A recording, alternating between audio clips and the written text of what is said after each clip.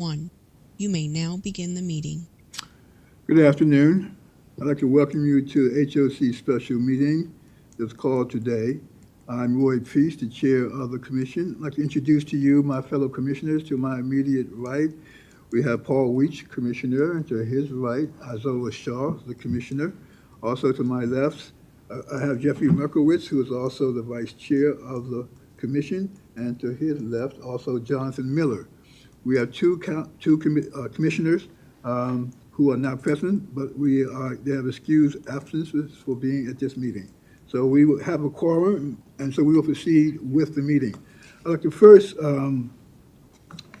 thank the public and those of you who may be joining us by Zoom for the delay in getting a meeting started on time, because usually I am very conscious about being punctual about these meetings, but due to other administrative matters that we had to discuss, we did, and we extend this meeting and started a little late.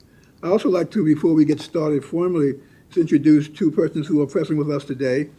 Kathleen Connors, who is the district chief for our Congressman Jamie Raskin, and welcome to our meeting today. And also Debbie Spielberg, who's a special assistant to our county executive Eldridge. So welcome the two of you all to our meeting, and also welcome our staff who are also present.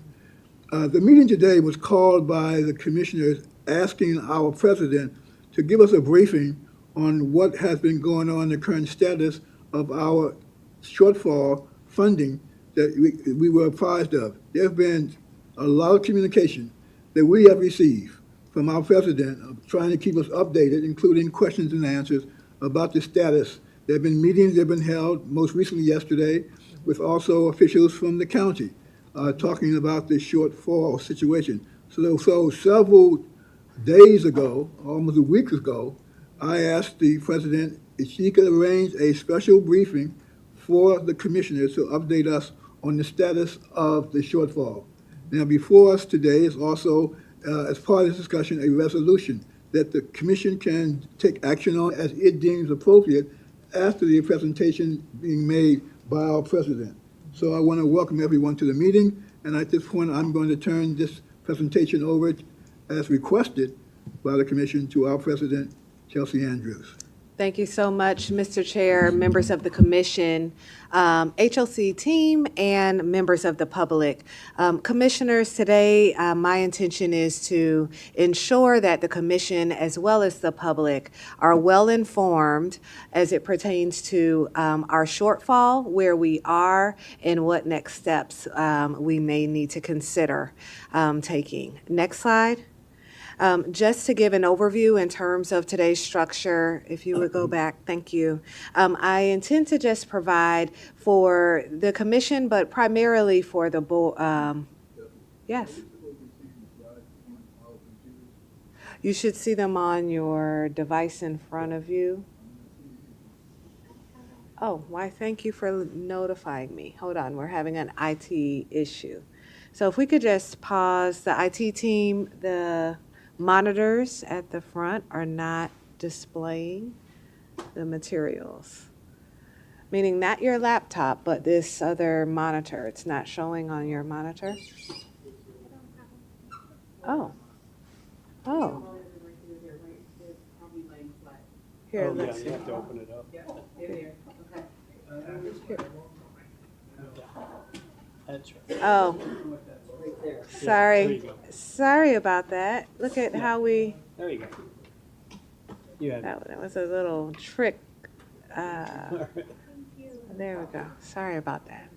Okay, pardon us. So commissioners, thank you for pausing for that. I think if everyone set? Great. So just in terms of how we'll move through today's discussion, my intention is to provide an overview of the Housing Choice Voucher Program, specifically related to how HOC administers our program. We want to share out some dashboard matrix that gives some really good data points, historic data points that also allow us to better understand our current scenario.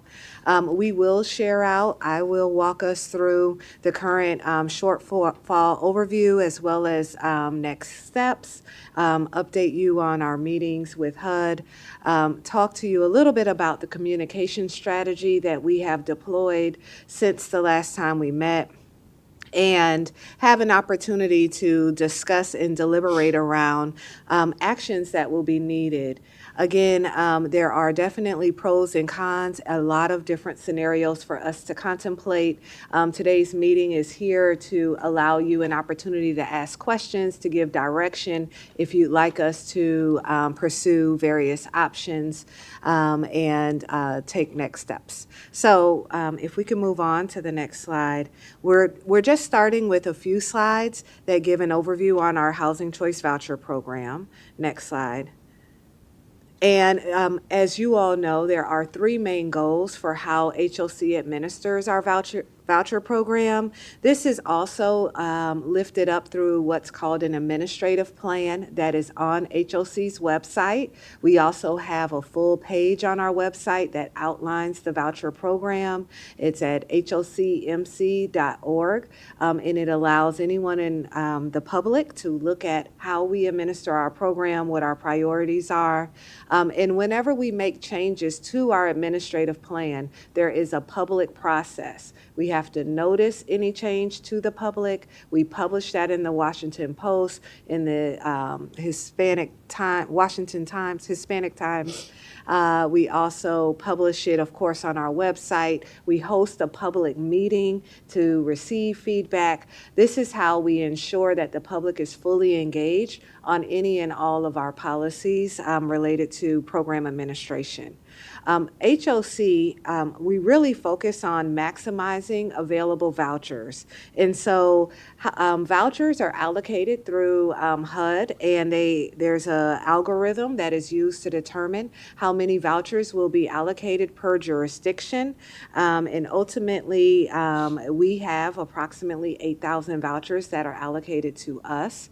And Congress can authorize HUD to distribute or to provide additional vouchers through competitive, and this NOFO term is Notice of Funding Opportunity.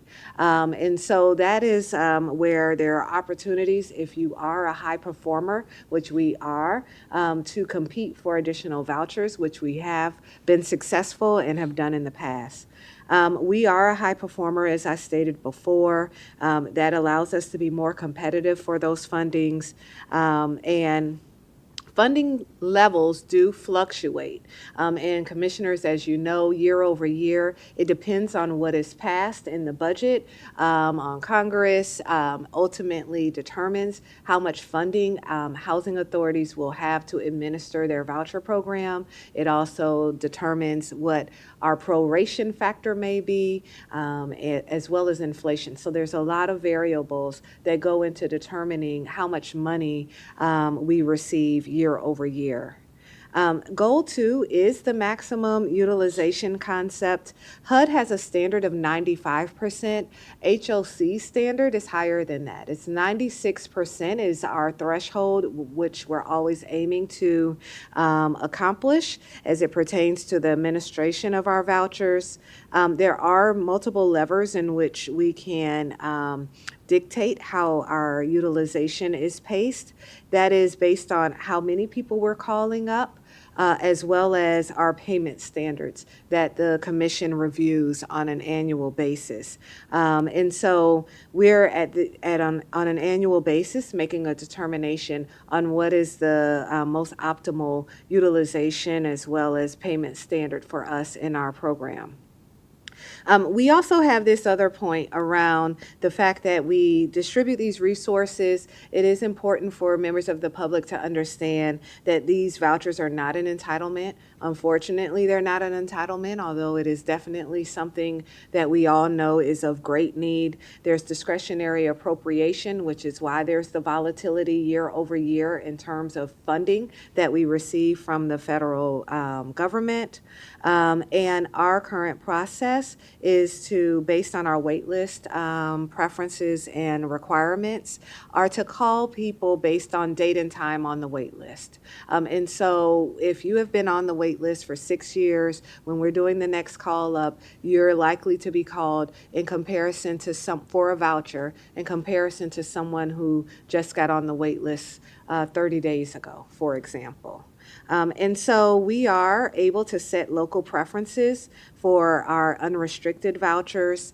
And I think this other point I want to just make sure we lift up, it is very important. 75% of our new admissions must be below 30% of the AMI. And in fact, all must be below 50% of AMI. So we are serving the lowest income families with our voucher program. Next slide.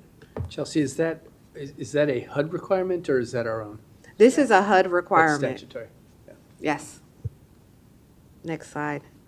Just to break down our allocation of vouchers, 7,799 total federal vouchers, of which you see the breakdown, how many are our unrestricted vouchers, approximately, well, not approximately, 5,843 unrestricted vouchers. And then you see the breakdown for mainstream vouchers. These are focused on homeless population. Incremental vouchers also are homelessness vouchers, stability vouchers referred by HHS homelessness. We also have and were awarded 118 emergency housing vouchers. We're now down to 84. There was attrition in that program, and HUD indicated that we were unable, not just us, housing authorities could not reissue those vouchers. That program does sunset here at the end of the year. We do have project-based vouchers in our jurisdiction, 884. And then you see these other subsets, our family unification program, our non-elderly disabled vouchers, our VASH vouchers, which focus on veterans. Our local preferences, we have 3. One we created not too long ago, a couple of years ago, in response to County Executive Elrich's request to ensure that if there was ever an emergency scenario that resulted in displacement, for example, there was an explosion, unfortunately, that displaced a number of families, that his office, the County Executive's office, could request that we issue vouchers. At that time, the commission responded and created that preference and ability. There's also a preference that was created just last year in anticipation of the sunset of our emergency housing vouchers that would allow us to absorb our EHVs into the voucher program. And then the local preference to live and work in Montgomery County. So we definitely prioritize individuals with a connection to our county. Next slide. Chelsea, in terms of discussion about the shortfall, the vouchers that are being impacted are the 6,104, correct? The vouchers that are impacted include our Housing Choice Voucher Program, which is 6,104, as well as the 84 emergency housing voucher holders who we initially plan to absorb into the voucher program. Okay, just want to be Yes. clear. Thank you. Yes. I do need to make sure I have a point of clarification. Are there any other vouchers on this list? My understanding is we are able to move forward with our VASH vouchers. I would like to allow our Vice President of Housing Resources Division to verify that none of these other vouchers are impacted. So, good afternoon. Yes, the other programs would be impacted as well, Okay, well, thank Yes. you for making that point of with the clarification. exception of the VASH. Yes. We are able to continue with our project-based voucher referrals. So I think we have a slide that allows us to clarify which programs we're able to continue and which ones we must pause. Okay, next slide. They affect our project-based vouchers? No. No. They- No. No. They do not. They So do we not, can sorry. continue to fill project-based voucher vacancies through attrition. Yes. Okay. So in terms of our utilization year over year, this graph really is here to demonstrate that there have been variances in the program. We have a dotted line to demonstrate where there was a 95% goalpost for us.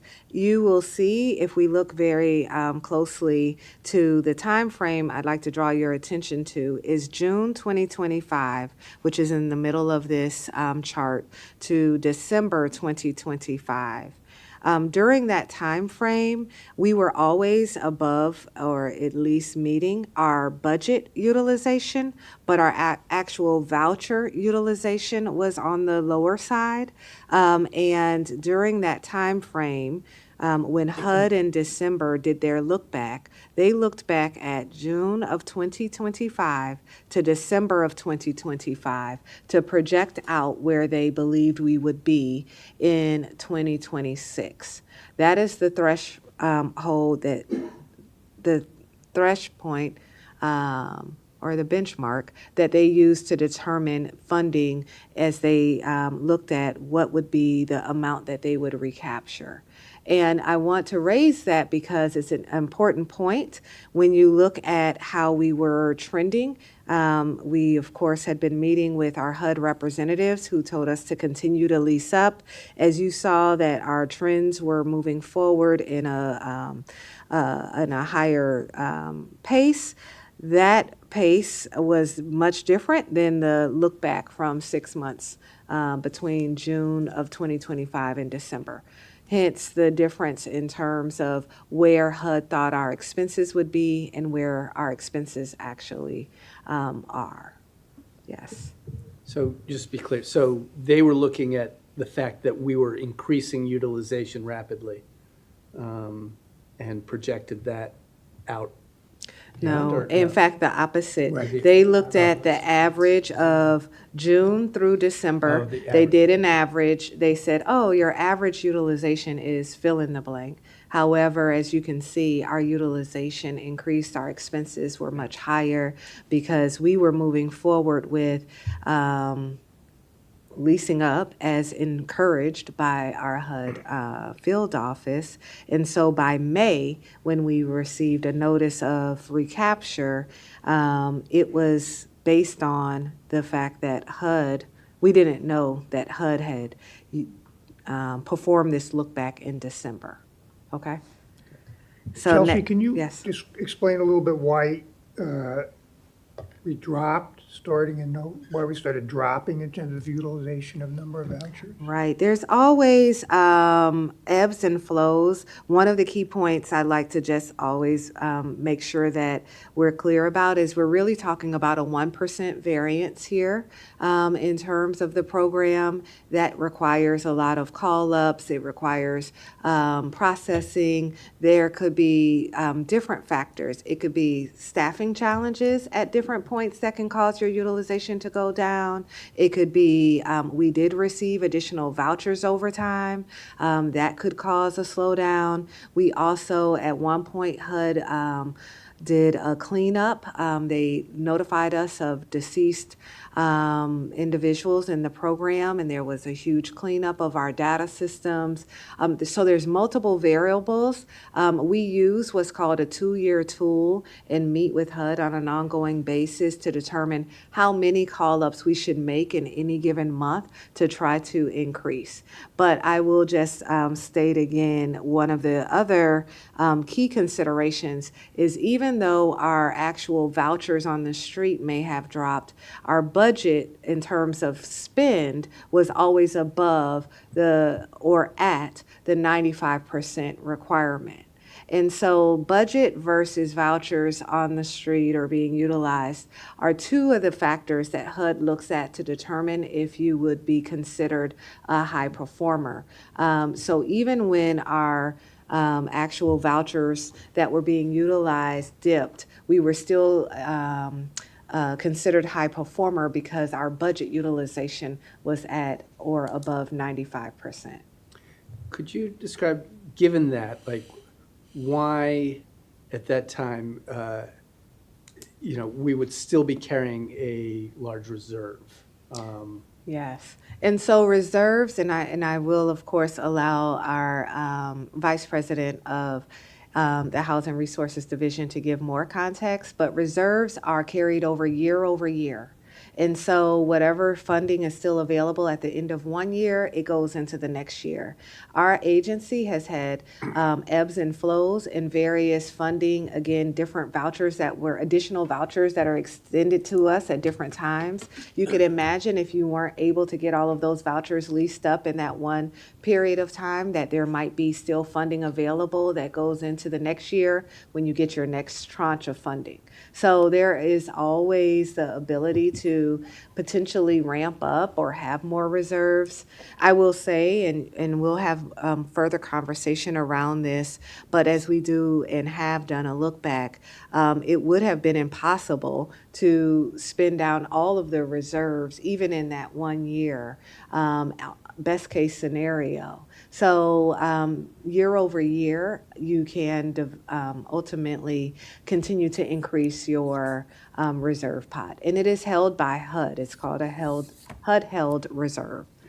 Lynn, is there any additional context we should provide I there? think you summed it up pretty well. So as President Andrews indicated, it is an accumulation of unspent funding from prior years. And so the spend down occurs as we increase our payment standards.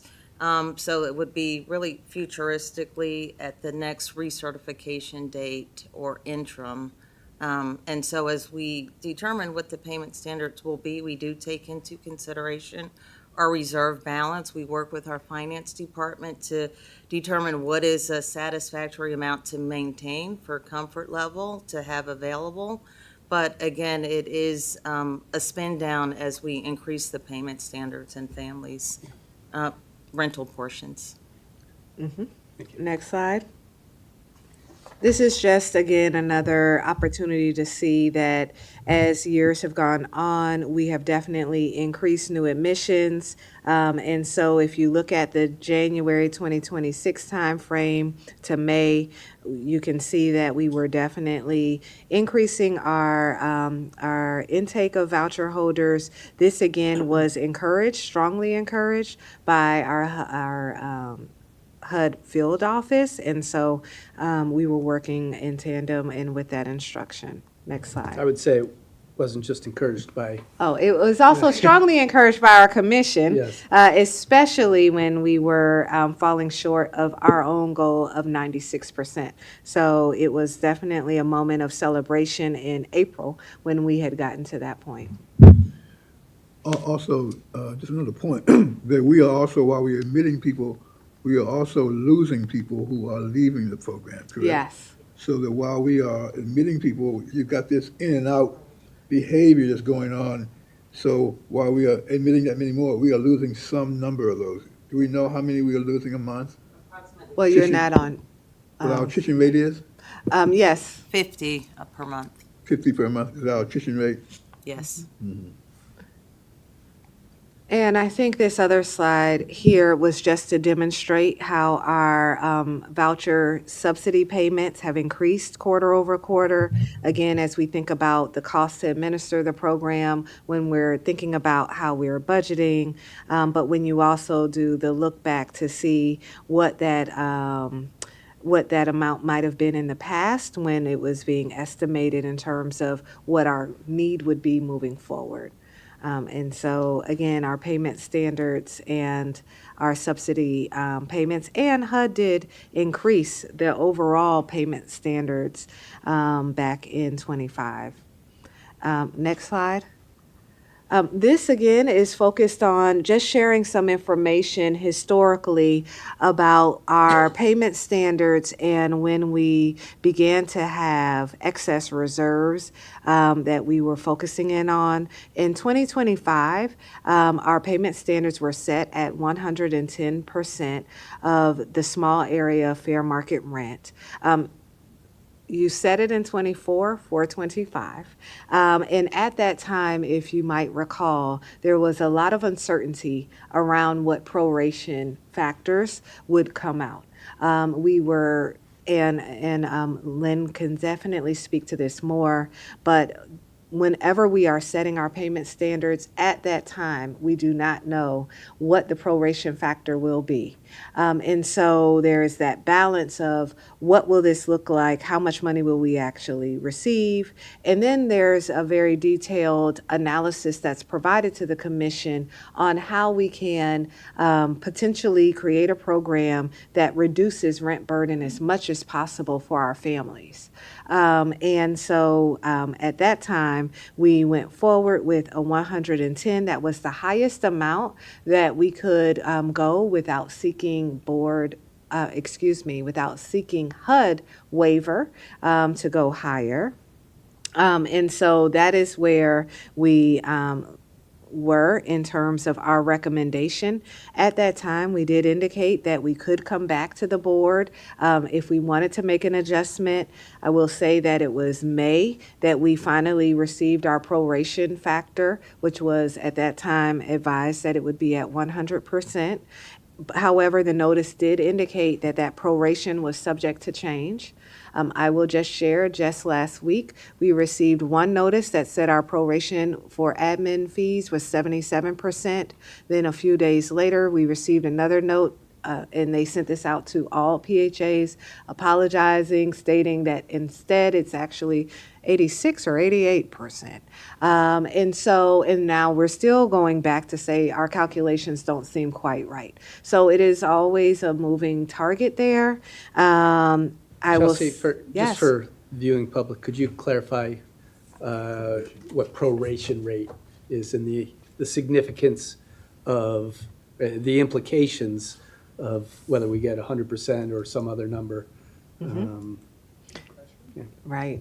And I think, the way that HUD determines how it will disseminate the funding and ultimately what the proration rate will be is based on an algorithm that they use to determine how much they received, but how much each housing authority will ultimately get of that big pot of money. And then they come up with, based on what we received, this is how much we can give to everyone, and this is your share of that. And so they every year come out to say, this is how much it will take to run the program. We didn't receive everything we need to actually run this program dollar for dollar from HUD. As a result, this is the amount that you will receive. And I know that Ken might be able to explain it better than me. Our Vice President of Government Affairs definitely follows this very closely. This is not the only program that has a proration factor. Many federal programs do as well.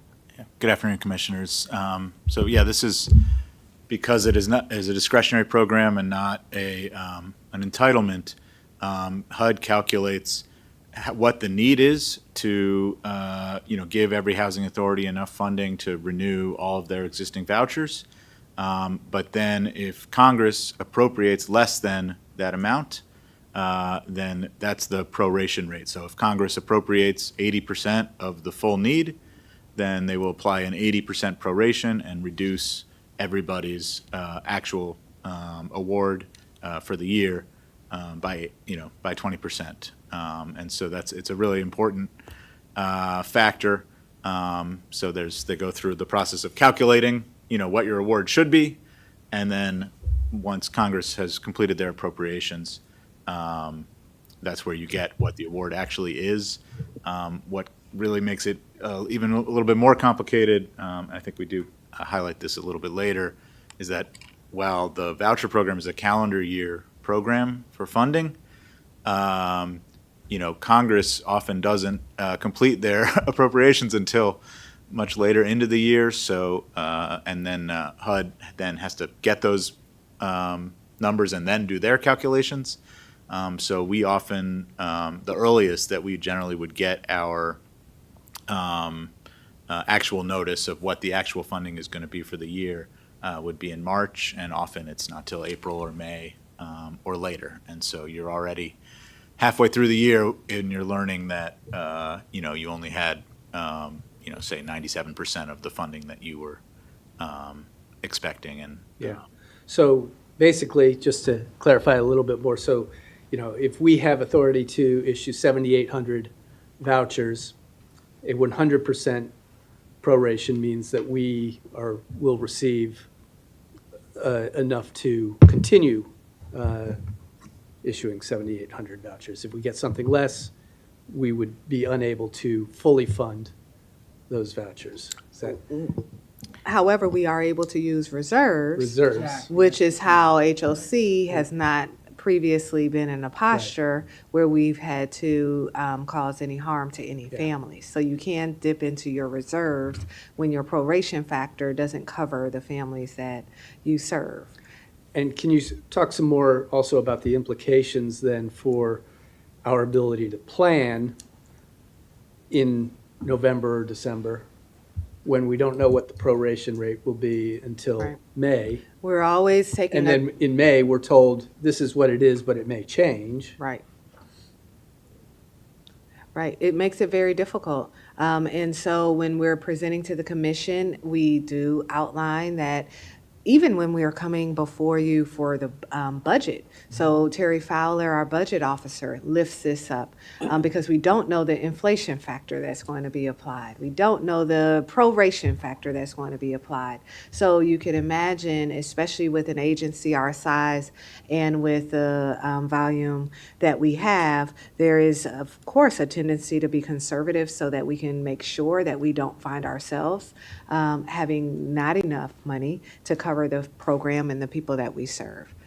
There is also, and I know Ken may speak to this later, but there's also this catch-up issue that we're dealing with where if in any year the proration factor wasn't properly calculated, there has been some housing authorities and our industry group leaders who've lifted up the fact that they believe that HUD maybe a few years ago didn't get the proration factor right. So we all might still be trying to catch up from when that was not calculated correctly.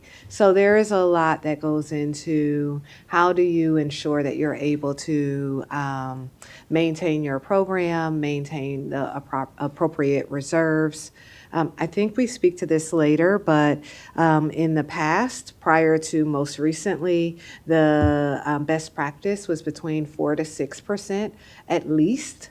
And so it's not a situation where if you can have more than 4 to 6%, then that also gives you that flexibility moving forward for uncertain years. But with this last notice that HUD issued, they went down to 4% for large housing authorities, again, trying to recapture as much funds as possible to reallocate those to other housing authorities that were in shortfall. And sorry, and I'm just focusing a little bit on the 2025 because I know we were carrying a large reserve at that point. And with the uncertainty, we stuck with 110%, which was the highest we were allowed to go without requesting a waiver, and was maximizing and prioritizing, reducing rent burden for as many of our voucher holders as possible.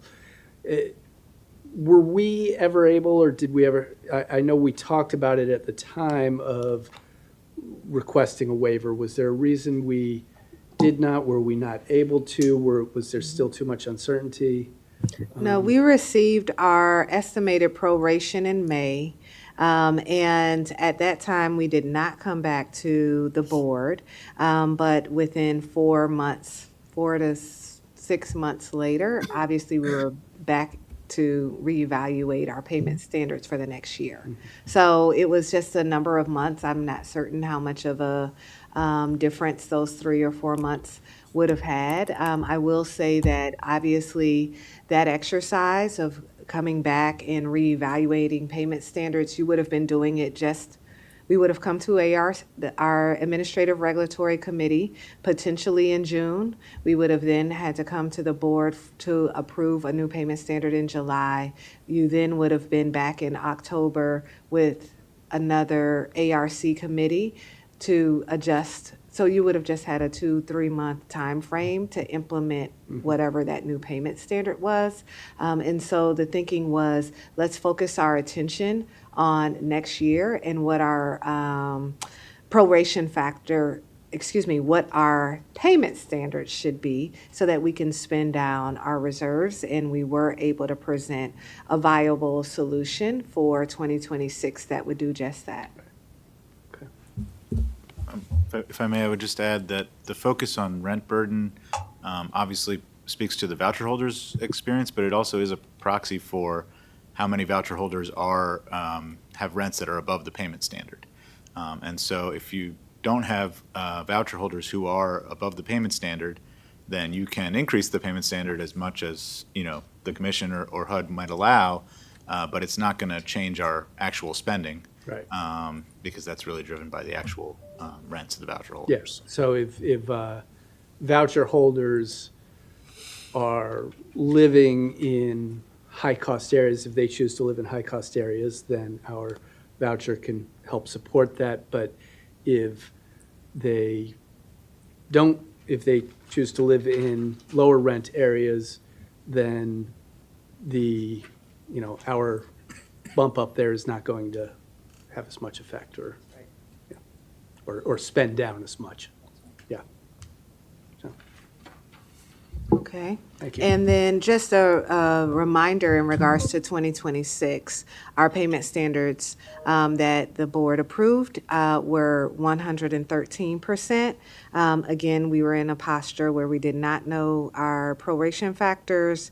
We were focusing on rent burden, and we were able to introduce a proposal that would reduce our rent burden families to 2% of our voucher holders. So we were very pleased with this policy decision, as well as the fact that it would allow for us to spend down our reserves by the end of the year. So very confident in our plan. Next slide.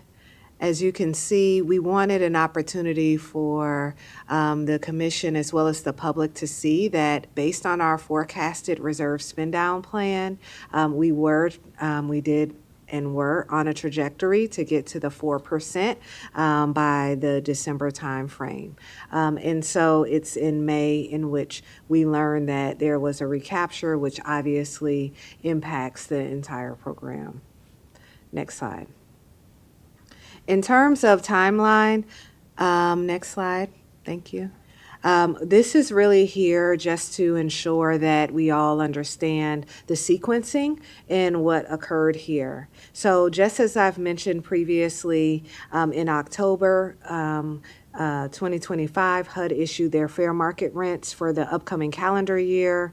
In November, the commission approved payment standards, and this is year over year, our sequence and timing.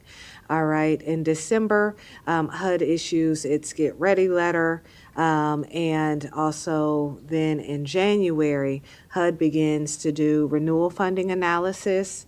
And so this is where there's an opportunity to look at our funding to determine if it's right, and they begin that process. There is a period of time where there's an opportunity for cleanup at that moment. In February of 2026, the president signed the Consolidated Appropriations Act. This was the new act that was established to ensure that HUD would not recapture reserves if the recapture would put an agency at risk of shortfall. Then in May, we received notice of recapture of our excess reserves, $5.8 million. I do want to make a point of clarification, and team, we will need to clean this up. We did receive that. We paused new call-ups. We weren't able to process any additional applications at that time. We had to pause. We did receive over 200 households that were starting to submit paperwork. We had to notify them that we weren't able to move forward at this time. In June is when we received the notice of shortfall. And it was actually June 30th when we were notified And we were advised that we needed to pause on issuing any new vouchers and to meet with the shortfall prevention team. We had multiple meetings, but ultimately the most formal meeting was with HUD leadership, and I will talk to you about that in a moment, on July 13th, where we were seeking an opportunity to reevaluate our recapture, to allow them to understand that our expenses are definitely higher than what they projected, that there was not due process, an opportunity to appeal. They did point us to the Appropriations Act that had language that said, according to HUD's calculation, and that they had the discretion to determine when they made their own calculation around what the recapture would be. This is something that we will look into closer as we think about our legislative priorities moving forward. But HUD's position was that they are entitled to recapture. They are also entitled to determine when they will do their analysis on what that number should be and what they use to determine how what that amount will be, what that look back looks like. And so we then, of course, began to engage all of our elected officials. I am pleased to see that we have Representative Raskin's office here. Our elected officials were extraordinarily responsive, especially the Congressman's office, and supportive, as well as our state legislators and the governor's office, all very helpful, friendly, and supportive in helping us think through how we can mitigate the impacts, if there was anything that they could do to support us with regards to this. And they continue to be good friends along the way as we think about our next steps. Chelsea, Yes. what's a little confusing, that in February, a vision that says that HUD cannot recapture funds that puts an agency at a risk of shortfall. Did they ever issue any guidance, like they put out usual provisions that tells you what that interpretation or regulatory change they make? I mean, what happened as a result of that? Because they turned around 3 months later and recaptured funds. It seems to me a violation of the very rules that they said they were not going to do. Yes. I will allow, well, I will say this. We definitely sought outside counsel on this point as well. I think that their posture is that when they made their analysis and did their analysis in December, we would not have been in shortfall if our expenses had remained at that same level.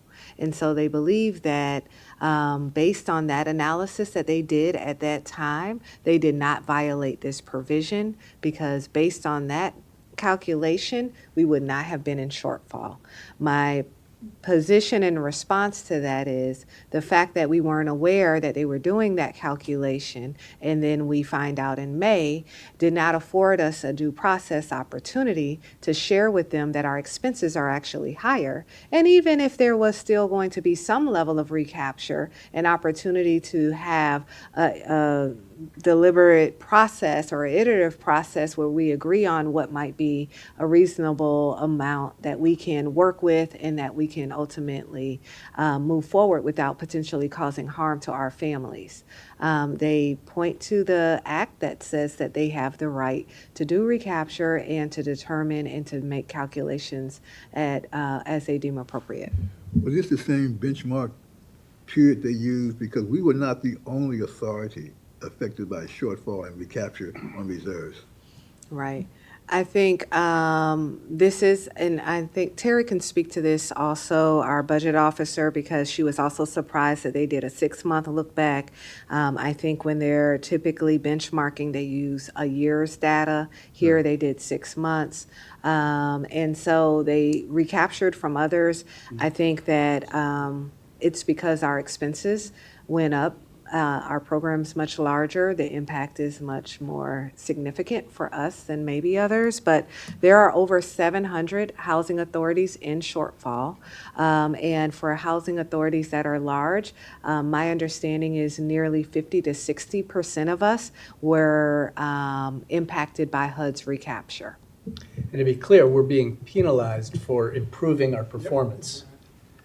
So, Yes. Chelsea, Yes. for the record, Terry Fowler, Budget Officer. In addition to what Chelsea just mentioned, and we have not really focused on that in this presentation yet, but this is the first year that HUD has not applied an inflation factor to our costs.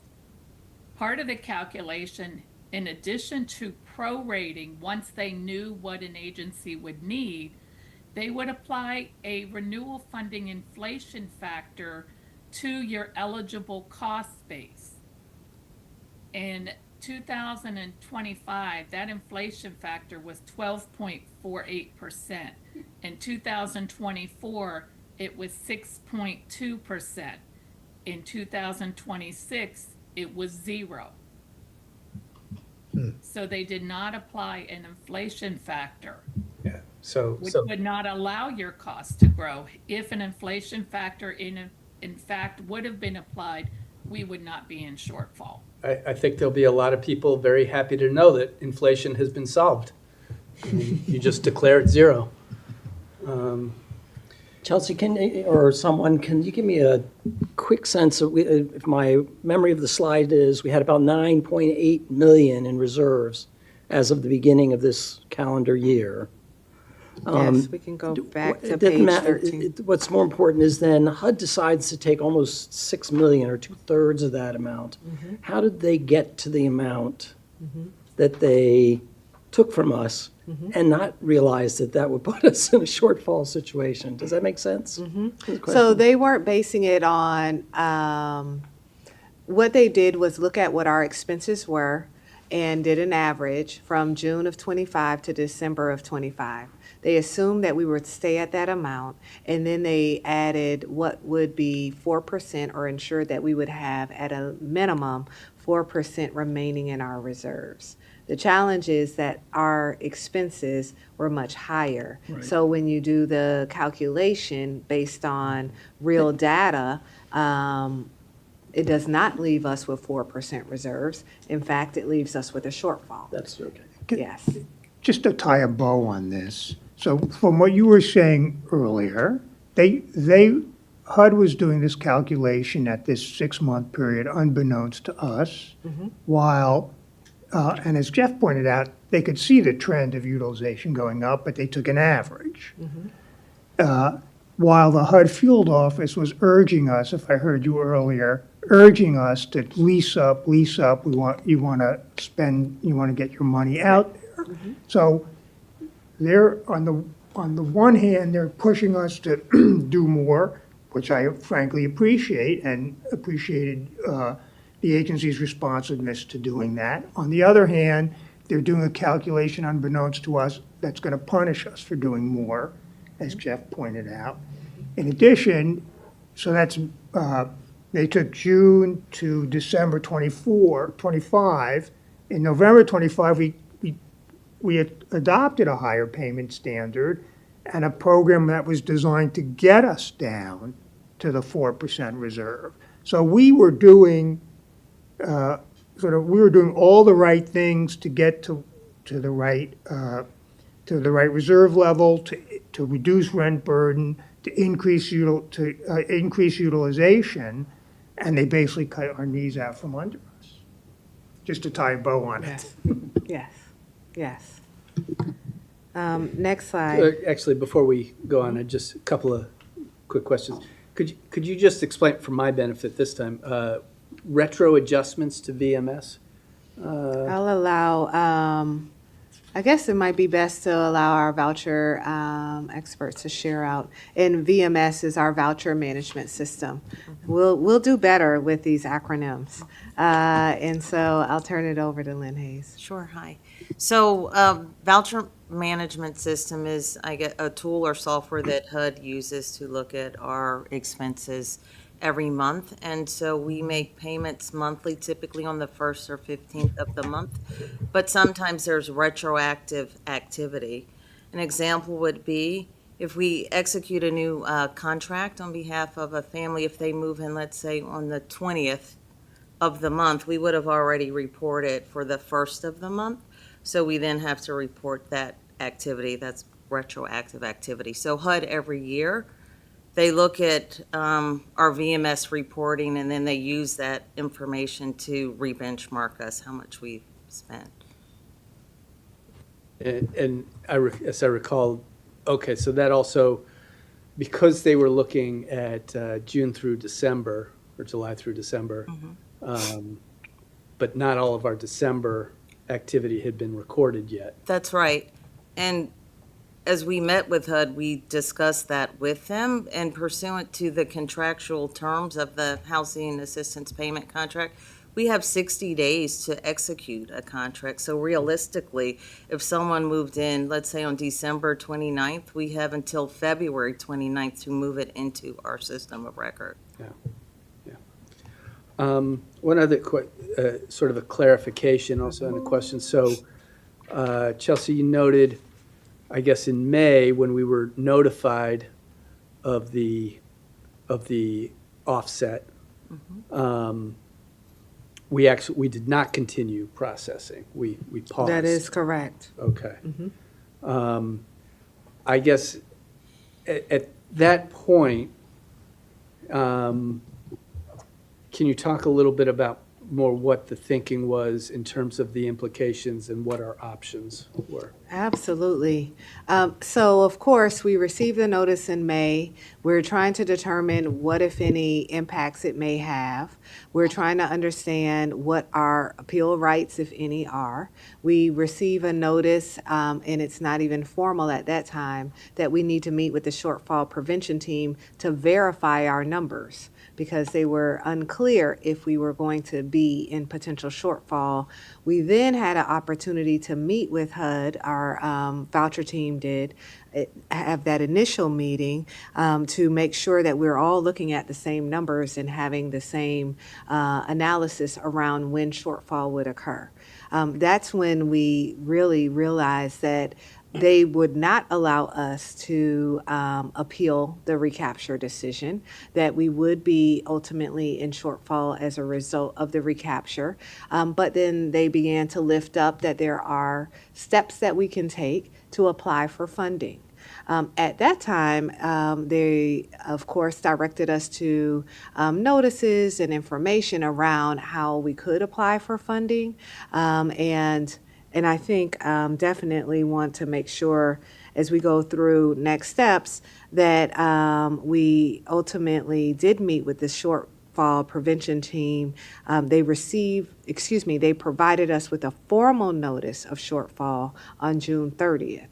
So we initially met with them. They were trying to figure out, will we be in shortfall? They said, yes, you will. We received a formal notice on June 30th, and then at that time had a meeting with them with upper leadership to ask once more if they would reconsider this recapture because it was going to cause harm to our families. And then they directed us to what we could do if we're interested in obtaining shortfall funding. So our thinking was, how did you do this recapture? Your recapture is causing us to have a shortfall. We're reaching out to our elected officials to get some support. We're reaching out to industry associations. We're hearing that there's over 700 housing authorities in shortfall at different levels. We're trying to determine what, if any, are our next steps. We're meeting with their team. I'm notifying you all. We're sending letters. We're trying to understand what and how we should approach this moving forward. Yeah, and I mean, at this point, I guess, I think obviously it was appropriate for us to seek opportunities to overturn the decision if there were any, because we want to serve as many residents of the county as possible. We paused, which is, not something we want to do, but under the circumstances was the responsible thing to do. Was there anything else, I guess, that we could have or should have been doing, or was there, at that point, I'm not sure, was there even any opportunity to avoid shortfall? No, at that point, once they recaptured our funds, there was nothing we could do to avoid shortfall, no. And I know that there was, he said there were 700 other authorities who were similarly impacted, and I know that there was some outreach done to find out what they were doing. And I doubt that there was any relief given to any of the 700, because that became HUD's policy. Okay? The mandated across all of their jurisdictional offices, this is the way we're gonna treat this. So they didn't allow any exceptions to that policy. And I guess I also want to be clear, HUD changed their process for evaluating. They went from a 12-month to a 6-month. Yes, Is and that- this is something that Terry Fowler can speak to in terms of how HUD would typically do its look back to calculate and benchmark your funding. So in the past, they would do a 12-month look back to calculate your funding. In this particular exercise, they did a 6-month look back. And again, this was not a scenario where we would have known that that was their benchmark or that was what they were going to do. But Terry, if you're still on, are you able to provide any additional context? I am still on it, and I did not know about the 6-month because I was not in the official meeting when they finally explained the calculation. I know we were wondering how they were doing it. In the past, they would look at the previous calendar year's utilization. I do not know what triggered the 6-month, but it is a change. When you say previous calendar In prior year, years, for instance, to calculate what you're eligible for for calendar 25, they would look at your calendar 24 utilization. okay, yeah. And what was explained this year is they looked at 6 months. So Commissioner If Merkowitz, you recall, the chart had us higher at the beginning of the year, also with a dip and getting back up to that high utilization. Right. as we understand it, they use the same process that they normally do of the year's spending to calculate our renewal funding. So how much money we would get for this year. What was new was based on the congressional requirement that they not do a recapture of reserves if it would cause an agency to go into shortfall. They developed this additional layer of analysis to project what our cost growth would be over 2026, and so decide whether to recapture and whether that would cause shortfall. And that was what they used, this 6-month average of our program costs to try to determine. This is based on their explanation.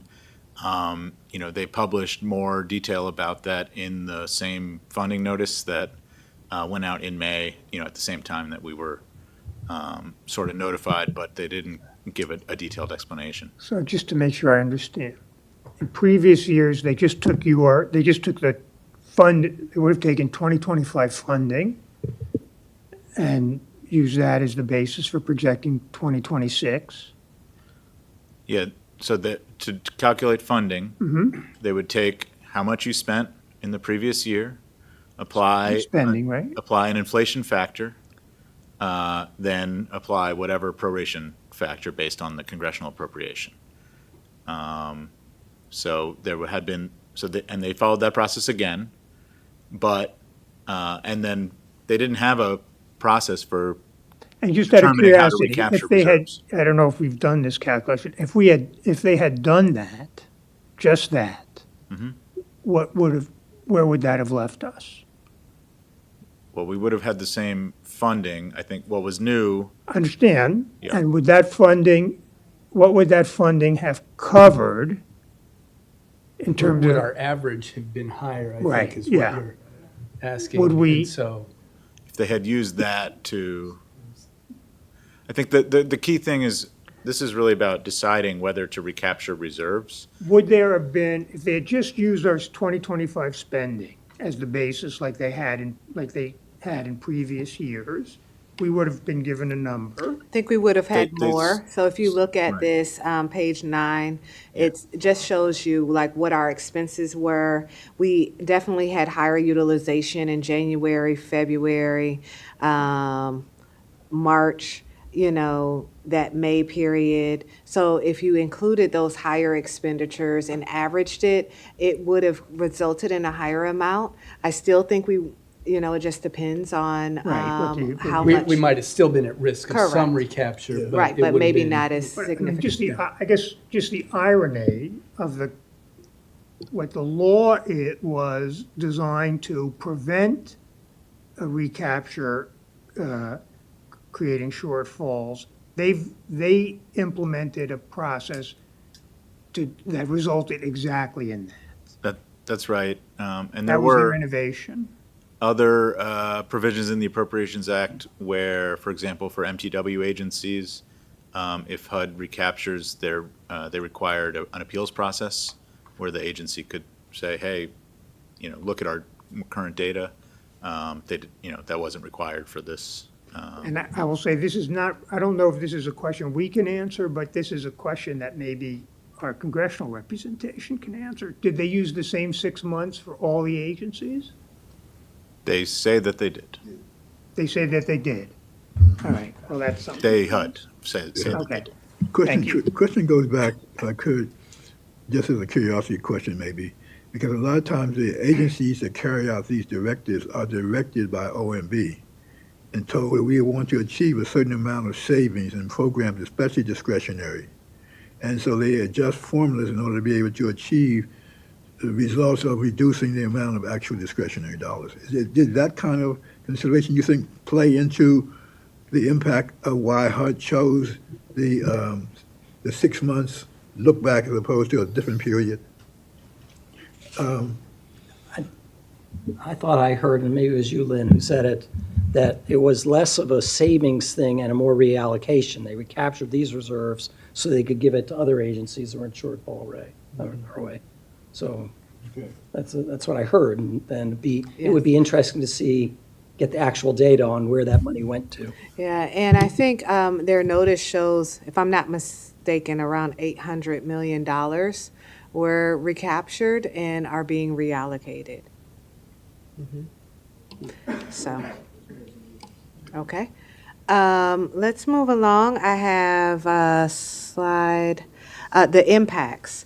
And so, obviously, we want to make sure that members of the public understand what the current impacts are. I think it's really important to start with, as it currently stands, our current families are not impacted, and the steps that we are trying to take today is to avoid, and/or in the near future, is to avoid any impact on our current families.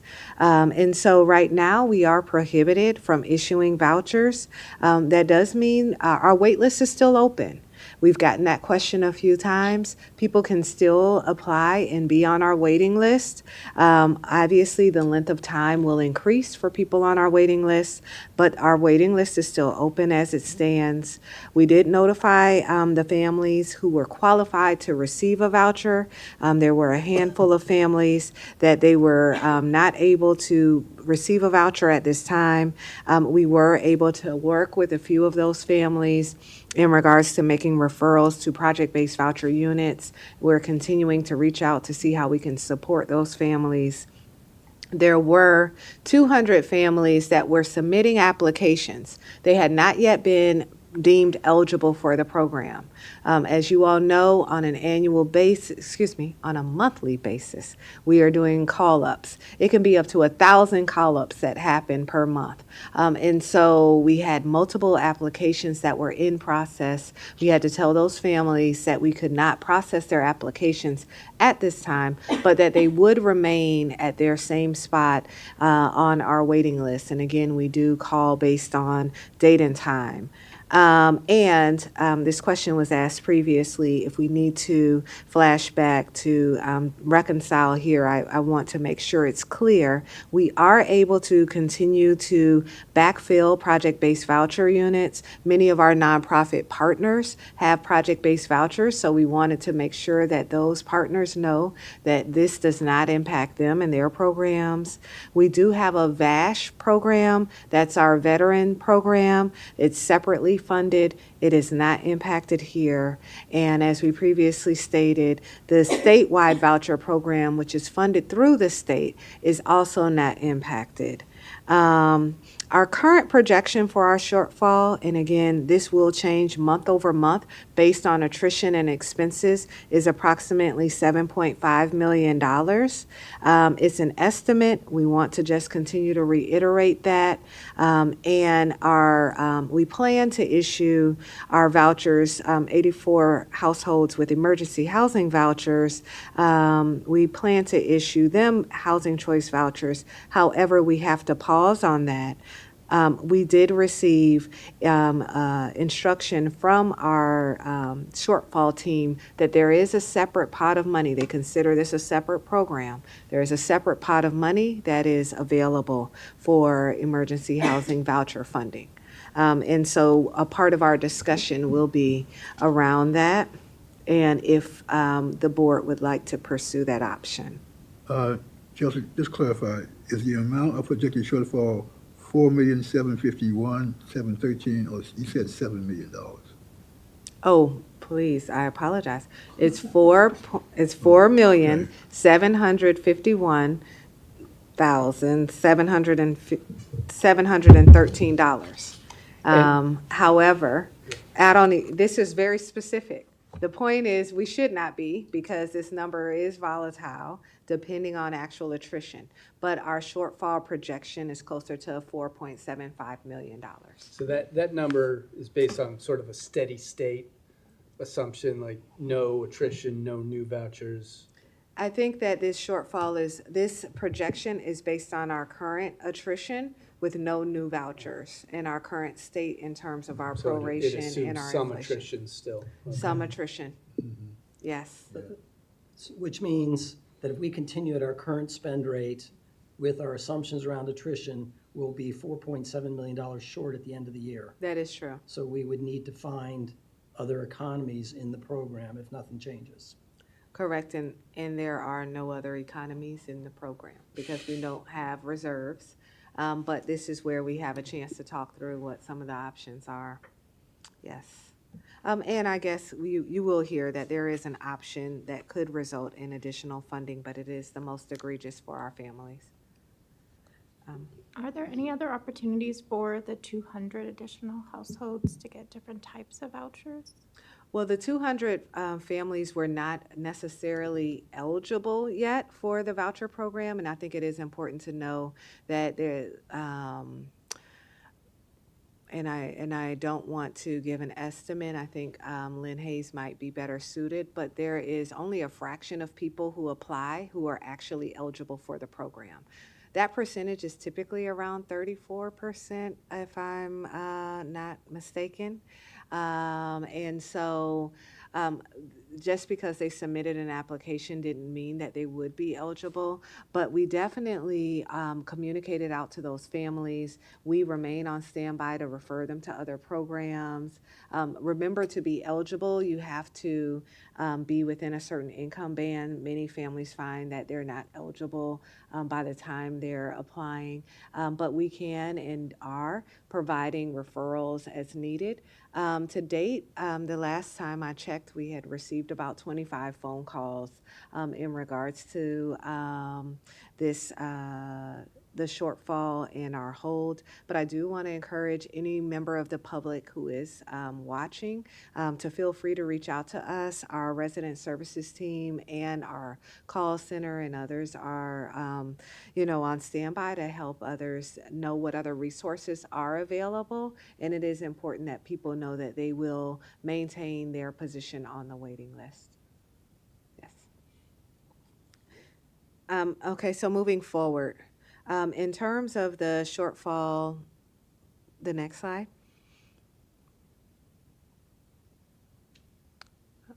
There we go. Thank you.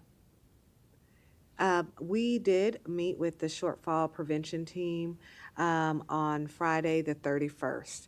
And so, again, we wanted an opportunity to get before the commission and the public as quickly as possible. We just literally a week ago met with the team. We wanted to come before you so that we can share out the outcome of that meeting. We were confirmed to be in what HUD refers to as Category 1. That is the lowest category because HOC has not previously been in shortfall. As a result, our shortfall prevention team indicated that there would be two key areas of focus for us to continue to build other housing authorities for ports. These are where we have absorbed vouchers from other jurisdictions, and we charge the housing authority who made those referrals or where those families came from, as well as pause on the issuance of housing choice vouchers with limited exceptions as we've cited previously. They indicated that they'll continue to monitor and that they do believe if we continue to bill as well as pause and have our natural attrition, that we would be potentially eligible, and it did seem as though, given our circumstances, this would be a likelihood to receive funding for shortfall if we were to apply. And this is a point of further discussion. I do want to just highlight there is a PIH notice. PIH stands for Public Indian Housing Notice. That's on HUD.gov's website. If anyone is interested in reading, it's 71 pages, 2026-12. It does outline the provisions around shortfall, but this is a section that we wanted to lift up. And it ultimately allows us to understand how HUD will be prioritizing providing housing authorities with shortfall funding. And so it depends on if they have money available. This has been repeated not only in this notice, but in our communications with HUD, that they will not and do not expect to have enough shortfall funding to address all of the housing authorities in shortfall. And they have made that abundantly clear. They indicated that they reserve the right to look at the number of times a housing authority has been in shortfall. Given that this is our first time, that is a favorable consideration for us. But they do have to look at the percentage of shortfall need.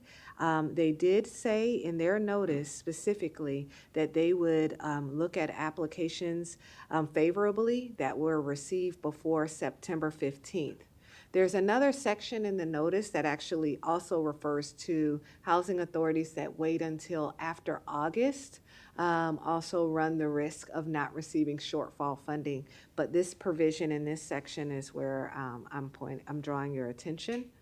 And of course, they highlight the need to look at if there are adoption of cost saving measures, and if you fail to apply with shortfall funding requirements, it would limit your ability to receive shortfall funding in the future. Can I, just on this, I think you were probably talking off the next slide, but on this slide, the percentage shortfall need is of ABA. What is ABA? I think that's the annual budgeted appropriation or allocation. I got you. Annual Budget Authority. Oh, authority. I got that wrong on Jeopardy here. And on this list, one of the considerations is PHA adoption of cost increasing policies after enactment of the 2026 Act. Did we have any? We did not. So you might imagine if someone did increase their payment standards or change their occupancy standards, absorbed more, or did something, expanded their program in some way, that those housing authorities would not be looked at favorably when evaluating if they would be eligible. Is there an indication, so there's an August, you said close end of August and September 15th. I mean, which one is binding? Well, the notice, well, there's nothing that's binding because everything is discretionary. And I think it is extremely important for us all to know that we might apply for funding and we may or may not get it. And there is nothing that there's no appeal process and no requirement that HUD provide any housing authority with funding. And Right. within their notice, when they highlighted what the potential opportunities, how they might look at prioritizing, they have in one provision that they're encouraging housing authorities to, they have reserved the right to give priority to those who apply before September 15th. There is another provision in 2026-12 that says that they look unfavorably to housing authorities who waited until after August to begin working with the HUD shortfall team, I see. and may be less likely to receive supplemental funding to fully cover their shortfall needs. But we have started working. We've started working, Okay. however, I will say if we do not pursue the route of receiving HUD shortfall funding, then we would not be working with the HUD shortfall team. Gotcha. They would, and it is totally within every PHA's discretion if you want to work with their team or not. If you want to adopt the shortfall protocols that they've outlined for you, receive the funding and work with them. If you do not, then you are not eligible for shortfall funding in the future. On the September 15th date, at least based on this provision, is there an indication it's first come, first serve before September 15th, or they don't, you don't know one way or the other? They just have the list of, these are all of the potential. The one thing I will say is that there are, as I shared before, over 700 housing authorities in shortfall. And some of our peers who have been in a continuous state of shortfall. So I would just say that from my perspective, the sooner we can identify a source and a course of action, the better positioned we are if we would like to go this route.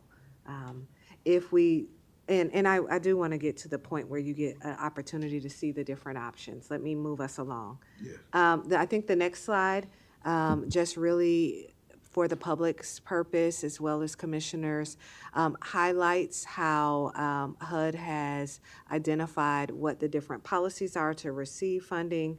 This is where it does really state out very clearly that if we do not move forward with working with them, that we may find ourselves having a challenge receiving funding in the future.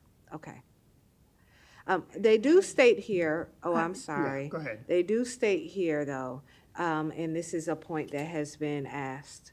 HUD may also require PHAs that were in shortfall in 2026 to continue cost-saving measures and work with the shortfall prevention team in 27 until such time HUD has confirmed that the PHA will not be in shortfall to help mitigate the risk for terminations of assistance.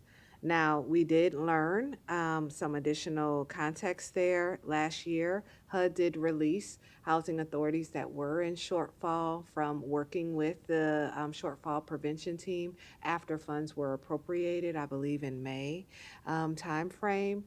So those housing authorities were not required to continue those measures, but it does state here that obviously they reserve the right.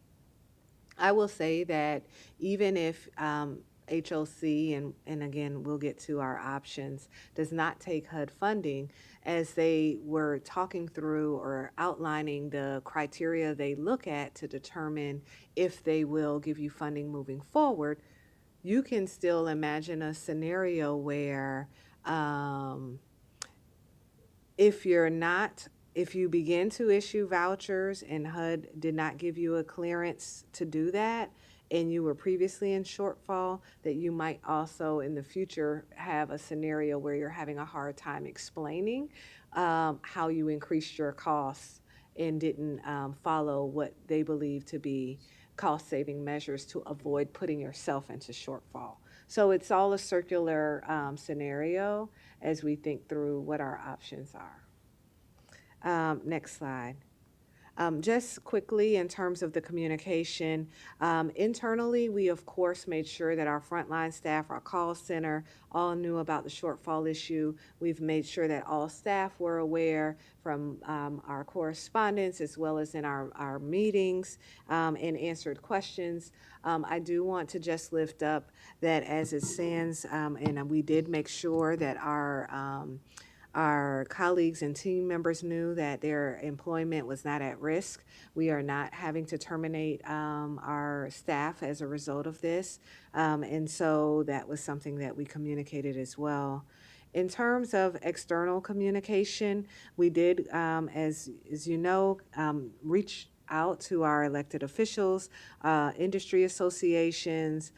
We've been monitoring the media. There have not to date been any media coverage or inquiries that we've received. And there was one social media post that we received, have not received others, not certain if there are, but we have not been made aware of any other media posts.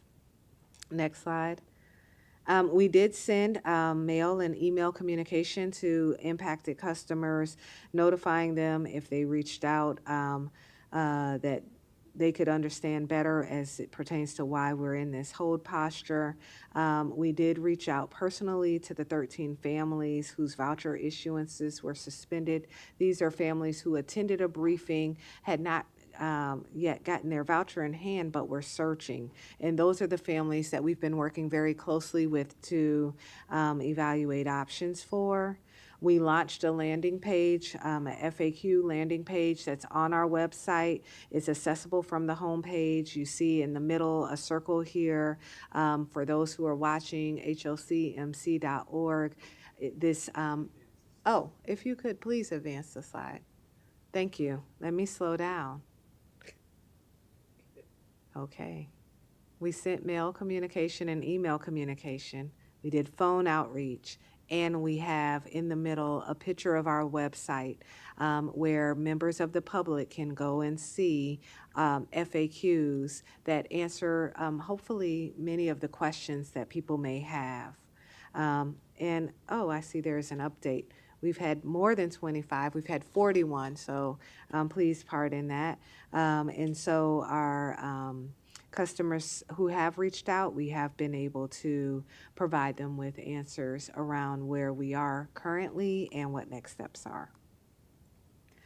I'd now like to transition us to having an opportunity to understand the pros and cons of the options that we have considered. If there are others that the commissioners and or others are aware of, definitely open to those. But one of the options that is definitely one that HUD has lifted up for us in our shortfall prevention meeting was that we could apply for shortfall funding. Because we are a Category 1, they do believe that, next slide again. Okay, I'm going to start reading from this instead of my own. Here we go. So sorry. Okay. Option 1 is to apply for HUD funding to close projected shortfall. In this scenario, because we are a Category 1, we do believe that we're very likely to be eligible to receive funding. There are only 2 restrictions that were lifted by HUD as restrictions we would need to follow. Again, that's billing housing authorities and essentially no longer moving forward with the issuance of vouchers for a period of time. HUD has a very long list of other cost-saving measures that are applicable to the other categories. They did not indicate that we must take any of those other actions at this time. The pros are that it would close the shortfall. It would allow us to maintain our baseline federal spending for renewal funding, and it would minimize impact on our existing customers. There are some cons, one of them being that HUD has, as we showed on that prior slide, stated that they would have the decision-making control over when we would no longer be considered to be in shortfall. They would have to give us green light on when we can reissue vouchers. I will then go to the next option that we lifted up here. Another option is to find non-federal sources to fill projected shortfall. Here, we highlight that we could request funding from the county. There definitely could be other sources, a philanthropic partner if we know of any. We could receive funding from another source and transfer funds from other programs. We could use our line of credit or some other combination. In this scenario, some of the pros are we would retain more local control.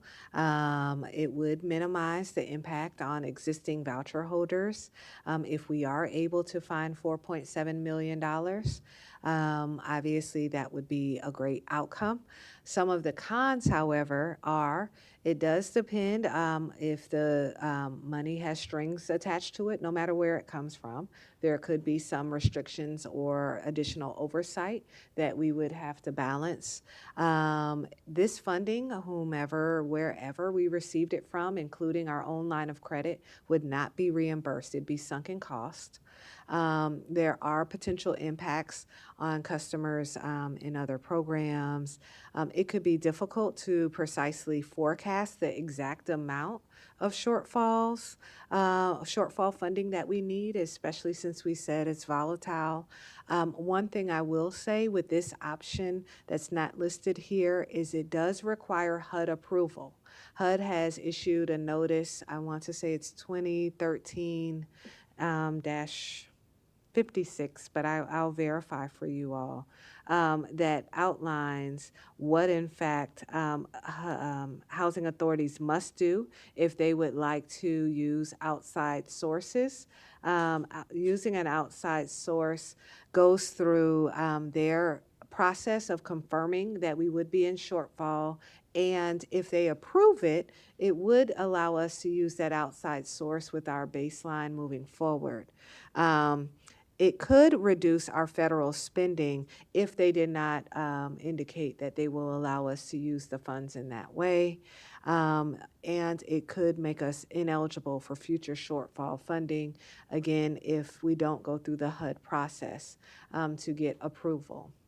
One thing I do want to indicate with alternative sources, if we go through for example, if there's an option with our county partners, one might imagine the timeline it might take for us to go through that process, which also includes, of course, HUD, depending on how quickly they would respond to approving that source, and then the county process. So what's not here under cons is the timing considerations and the trade-offs of not being a priority submission in the request for shortfall funding.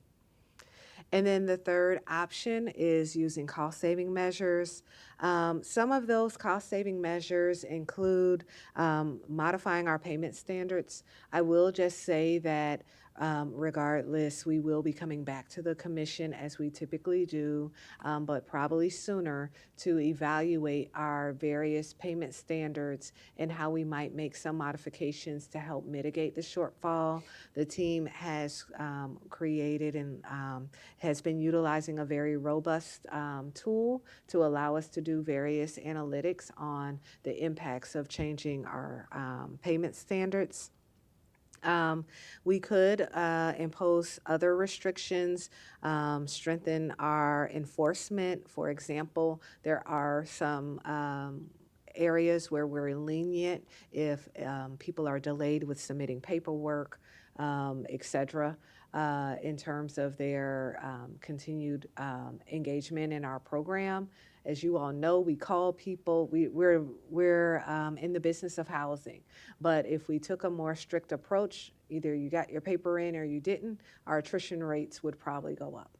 And of course, the worst scenario would be the potential of having to terminate existing voucher holders to address this gap.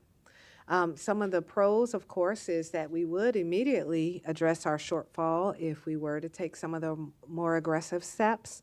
And it would allow us to issue vouchers in the future and move forward. Some of the cons are the impacts on our existing voucher holders. It could make us ineligible for shortfall funding in the future. Again, this is if we find ourselves reissuing vouchers when HUD believed that we were in shortfall or at risk of shortfall. And it would create, if we were to move forward with the potential of terminating households, some very significant and challenging policy considerations for the board to determine what subgroup should be subjected to a termination of their assistance. I would like to pause and open for any questions. Yeah, question, first of all, the options 2 and 3, whether or not those could be accomplished in the same time frame that we would make a determination to apply for HUD funding. So the deadline for that we talked about is September 15th, to be really in the queue. We could apply later, but you have no guarantee you will be even considered.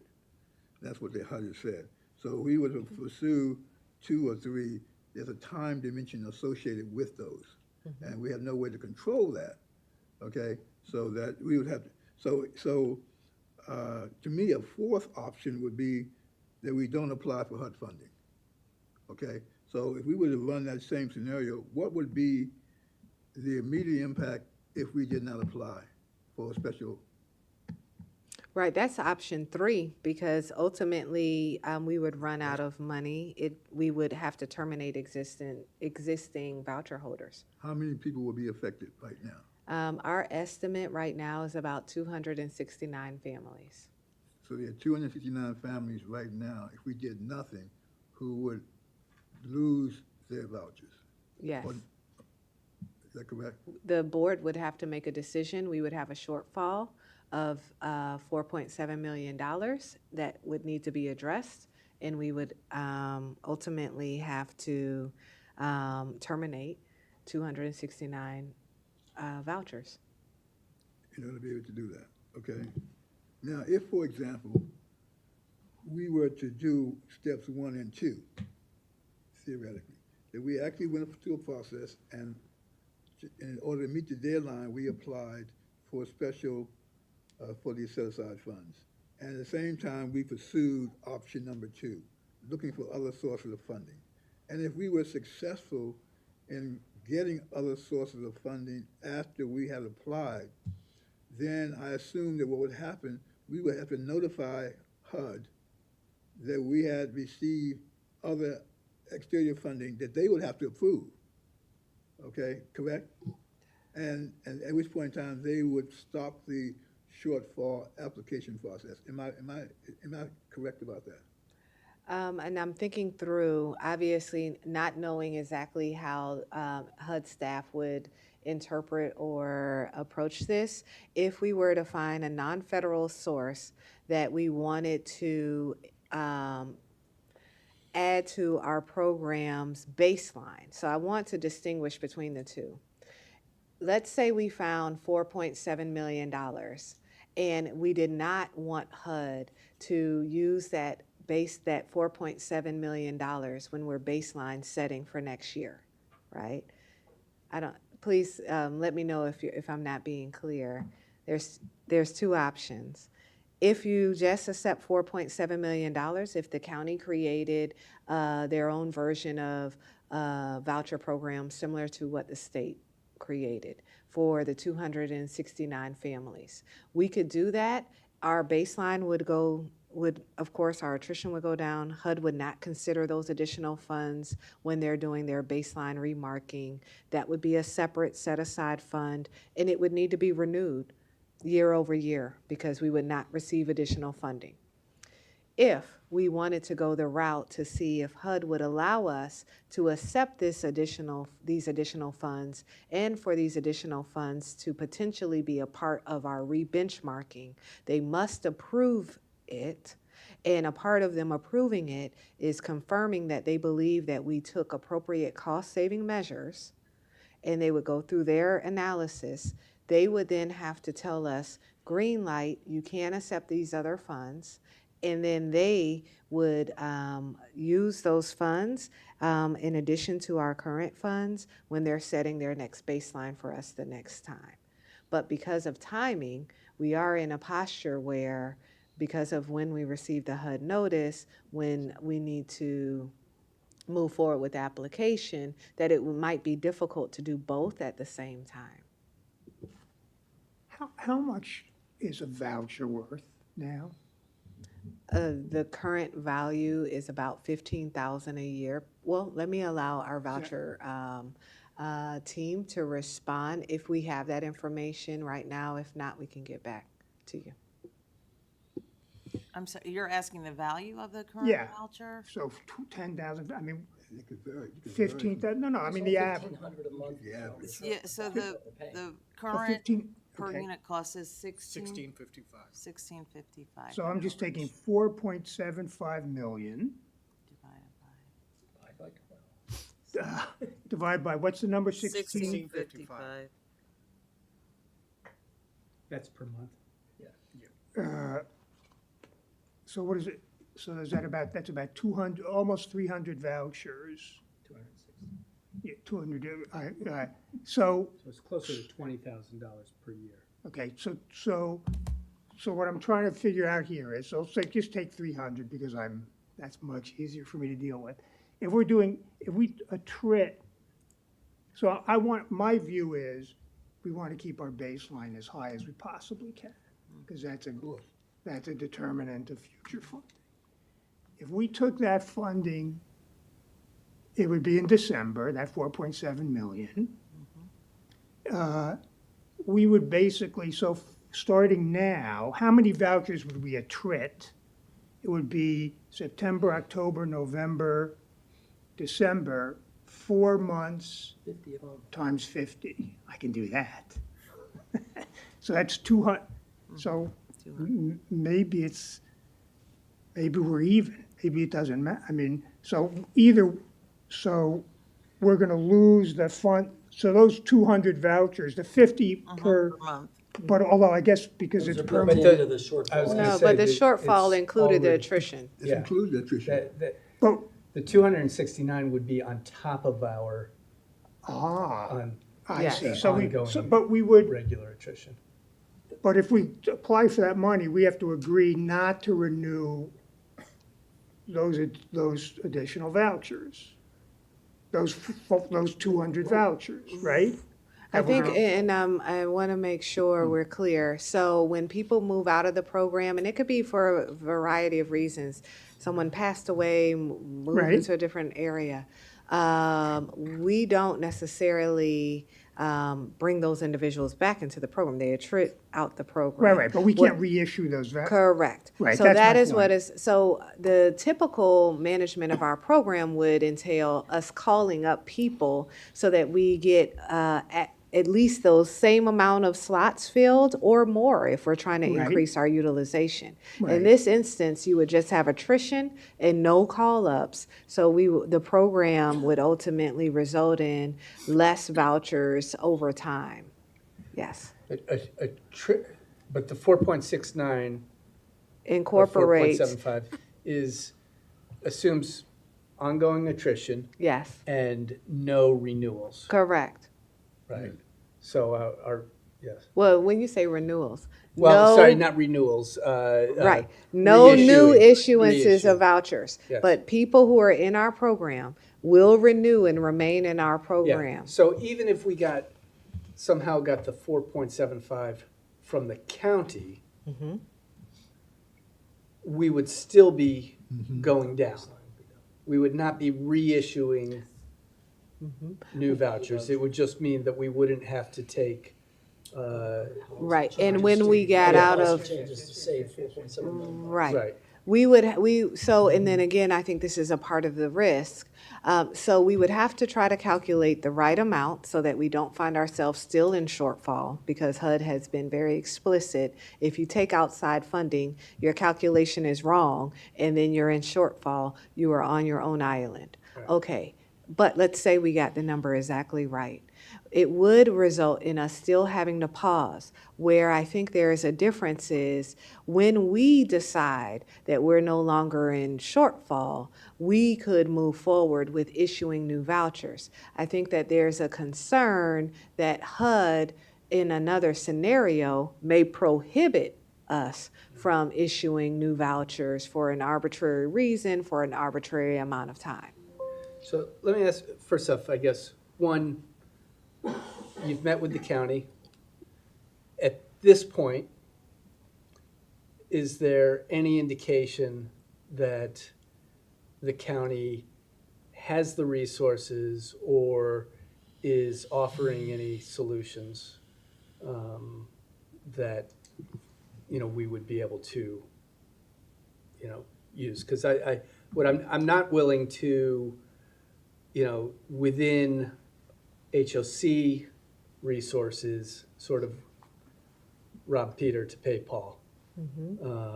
Because then we're hurting other Well, residents. we did have a number of meetings with various members of the county. In our meeting just yesterday, I did ask if there were resources that could be potentially made available.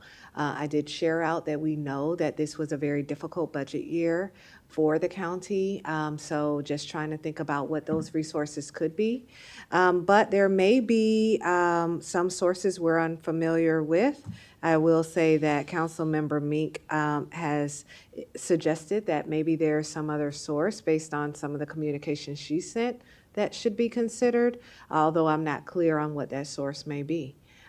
So it's hard to say if there are some other sources, but my indication from the meeting that we had with the county executive's office and members of the county executive's team, at that time, there was not an identified source.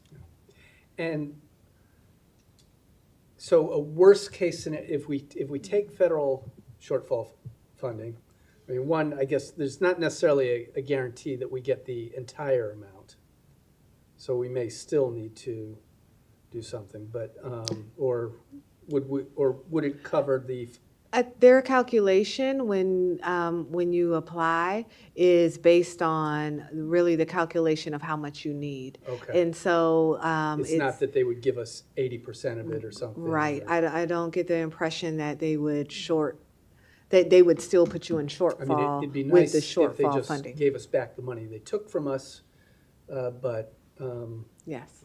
so, okay, so worst case scenario though is that if we take it, then it's maybe worst case in the future, they might say, well, we still don't want you issuing new vouchers. Right.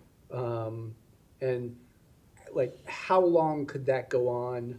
Or I guess what's the best case scenario and what's the worst case scenario? Like if, if we take it and then with renewal, like how soon in theory would we be able to issue new vouchers? And sort of worst case scenario, how long could they prevent us from issuing new vouchers? I do want to be careful because I think there's a lot of variables, and we don't know HUD does not know funding for next year. Sure. Right? And so I think there's probably, and I don't want to state a time frame and we be in a scenario, we're in a scenario where that time frame shifts. But I will say that I think based on our current projections, that by the beginning time frame of 2027, we would be out of shortfall. By January. Potentially. Yeah. But it all, of course, depends on what and how much funding we'd get and get benchmarked to the next year. and that could make a impact. Which could make an impact Either regardless. way. And Yes. I would just say, at the current rate that we have been going in terms of the cost to administer the program versus the funding we received, just about every housing authority would at some point inevitably reach the shortfall point. And so this is our. And our then current- just so the risk with option one of taking federal funds is that we may have to wait a little longer before we can reissue new vouchers. A risk with number two is that our benchmark gets reduced, so that even when we are able to issue new vouchers, we'll be able to issue fewer of them. Is that accurate? Unless we get HUD approval. Unless we get HUD approval. And if we do get HUD approval, it's just the timing. Right. It's the time, it's just the risk. Why HUD approval? I mean, if our benchmark is lower by doing number two. Right, you don't need HUD approval if you don't want the You could issue new benchmark. vouchers, but you'd have less, but have a bigger budgetary restriction, wouldn't you? No, I don't, number two doesn't allow us to reissue new vouchers. It just allows us to stabilize what we have, if I understand it correctly. Right. May I just interject? I'm looking at the funding notice. So if we were to take the funds from an external source, they would be we would have to get HUD permission, but they would be included in the calculation of the renewal funds in the subsequent calendar year. Right, that's what I stated. So But they there would- is another option, if you did not want to get HUD approval, that meant that you don't want that extra money to be a part of your baseline, then you can, ultimately, if there's another source that wants to year over year give 4.7 million or more. If you want to go through the HUD approval process and they approve it, it will be a part of your baseline moving forward. I think that's an important distinction because of the fact this is not a one-time injection of funding. It's a continuing injection of funding year after year, which is the whole thing which is what the federal government does. It approves money year after year to sustain the housing choice voucher program based upon a formula, based upon how much money is appropriated. Okay, and so anyone who will be willing to step forward is not making a one-time contribution. It's given to church every Sunday. I guess what I wanted to probe a little bit here is the $4.7 million and what it covers, even if we got it. Would it get our reserves back up to 4%? It would be, just keep us whole for this year, correct? It would keep us whole. We would get re-benchmark at the beginning of the year. And again, at that time, HUD allowed or left the 4% reserves. So it would just re-benchmark us and then. And then we'd get back to 4% reserves by not issuing new vouchers over the next fiscal year. Right. Calendar year, right? Yes. What I really wanted to get out, but it would also restrict our ability to adjust the payment standards into next year because there'd be so much uncertainty, never mind the normal uncertainty of appropriation level, proration levels. But we wouldn't have the flexibility in our budget to, say, increase the payment standards for the coming year because we don't have any reserves. I will say, regardless, we will have to come back and look at our payment standards. I think so that, especially as we're thinking about next year, and we're thinking about how we want to administer the program so that we're not finding ourselves in perpetual shortfall. Yeah, it feels to me like that risk is way elevated, even if we were successful at getting the 4.7 from HUD. Yes. I mean, the reason we increased the payment standard last year was to reduce the rent burden on so many households. So if we were to lower the payment standard, we're having offsetting what we tried to do by increasing it to 113%. It was to reduce the rent burden and to draw down our reserves. Yeah. Not doing so would have left us even more vulnerable or had more exposure. Yes. Okay. So for option one, we talked about it not having impact on existing voucher holders, but it says to minimize. Can you just provide some more detail on what that means, on the impacts? Can you repeat that? Can you provide more detail on what you mean by minimize the impacts on existing voucher holders? Right. So in this option, we're just accepting the funding and not having to terminate any voucher holders. So it's no impact, Correct. essentially. Okay. And then for the time frame, the biggest con of this, you were saying you could estimate issuing new vouchers in 2027. I was stating that I prefer not to really make that estimate. By the end of 2027? I think what would probably be best is to allow an opportunity to get a more formal read from our HUD field office and to look at the trends and to continue to report out based on our attrition and our expenses where we'll land. I really want to caution against making a date certain on when we would be out of shortfall so that we do not create a scenario where we're disappointed, voucher holders are disappointed, because also, as we just stated, we could be out of shortfall but needing to build up reserves for a little bit or holding off on moving forward. So I would just prefer to just report out as we move along. But there are ways that we can find some more information on other housing authorities and their time frame, or just to get some more information Well, about. each housing authority shortfall is different. It depends on how much their shortfall amount is, as well as other cost-saving measures that they might take into consideration and Okay. what they might do at different times. So, for example, occupancy standards. That was on the list of things that we could look at. But our occupancy standards are very conservative.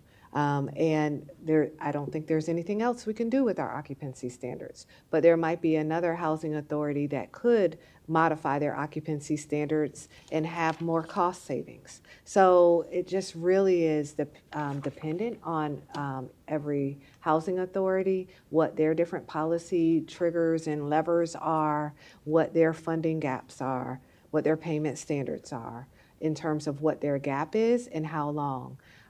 There are housing authorities who have been in shortfall for years, plural. They remain in shortfall. There are housing authorities, California was in shortfall for a year, and then they were able to get out of shortfall. We may be in shortfall for 2 or 3 months, which would be a wonderful outcome. So it just really does depend. But we can do the math. We can try to estimate. I just want to caution around where that could create some exposure and challenge. So so just following up on that and understanding your, that caution, I think before I'd be comfortable voting on this, I think some of those projections would be really useful. So if I understand correctly, the 4.7 million shortfall assumes current attrition, right? Mm-hmm. So so by the end of the year, by current attrition, we're down 200 vouchers. And if we didn't take the money, we'd still have, what would happen if we didn't take the money and we did current attrition? We'd be in the hole. Correct. This is the Right. 4.7 Right, is is based on with- current right. attrition. So- And what would happen is we would get the funding from HUD. In January, they would re-benchmark us. If the proration factor is what we need it to be, if the inflation Yep, factor yep. is what we need it to be, we may find ourselves out of shortfall a few months later Right. in early So 2027. so taking the money would probably saves about 200 vouchers. 269 families. 269. Okay, so I think some projections with some reasonable assumptions would be very helpful. I mean, one of the hesitations I think for all of us, and for you, I think, is understanding a concern that's been raised is taking this money now means we can't issue, we won't be able to issue additional, we won't be able to turn vouchers over, prevent attrition in '27. And I guess you're saying it's potentially might be not that long into '27 before. I don't think, so just to be clear, it's not based on if we take the money, we might not have attrition and therefore be able to issue vouchers. The question No, is. that's not, the concern that's been raised is HUD might prohibit us, if we take the money, HUD might prohibit us, if we take the money in 2026, HUD might prohibit us in 2027 from turning vouchers over. And sort of what we want to be able to do is build up our reserves to a point where we can start issuing vouchers again, turning vouchers over again. And how long that would take, based on a number of assumptions, I think would be very useful data for us to have before we, before we decide. I'm trying to understand, Jonathan, what projection you are talking about the staff to do? So What hypotheticals what are you, we trying I to thought, create? I thought basically, Chelsea, what you were describing, like, if we take the money, how long, what would we have to do before we built up sufficient reserves? No. So HUD left the 4% based on their projections of our spend. So remember when HUD took the reserves, they didn't take us down to 0 reserves. They left 4%. Okay, so that's what they did, their benchmark based on what would be 4%. When we do the calculation, we realize that by them taking the $6 million, it impacts our families because we would be in shortfall. We will get re-benchmarked in January. We will receive the funds that we need to administer our program. We will, if we receive this funding, not have to terminate 269 families, and therefore we'll be re-benchmarked at that higher amount. I think the question is less about rebuilding reserves. The question was, if you take money from HUD, even if you're no longer in shortfall, the world is positive, you're fine, you have reserves, you're not in shortfall anymore, could HUD say, you know what, you took money then, and I told you because you took money, I reserve the right to tell you what you can or can't do in the future. And as a result, I'm telling you, you cannot go back and issue new vouchers. I think that is what has been, and I do look to the rest of you've seen the communications for your interpretation, but that is where I believe there has been concern. And it's less about, will we actually still be in shortfall? Is there something we can do to make that shorter or longer? It's more about, even if we got the money in the next month, we're out of shortfall, could HUD say, aha, you took this money, now we're telling you this. And what I'm sharing with you is we went back, we looked at the notice, we're looking at our peers. Agencies that were in shortfall were excused from being in shortfall once their funding came in. HUD did not hold it over their head to make them continue here in 26. It's a disclaimer that is in their notice. They reserve the right as they're thinking about their program, but they also reserve the right to go back and recapture more.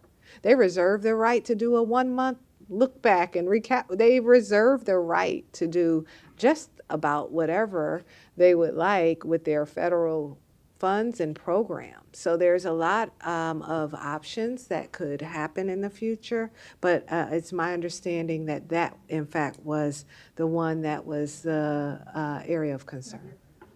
Okay.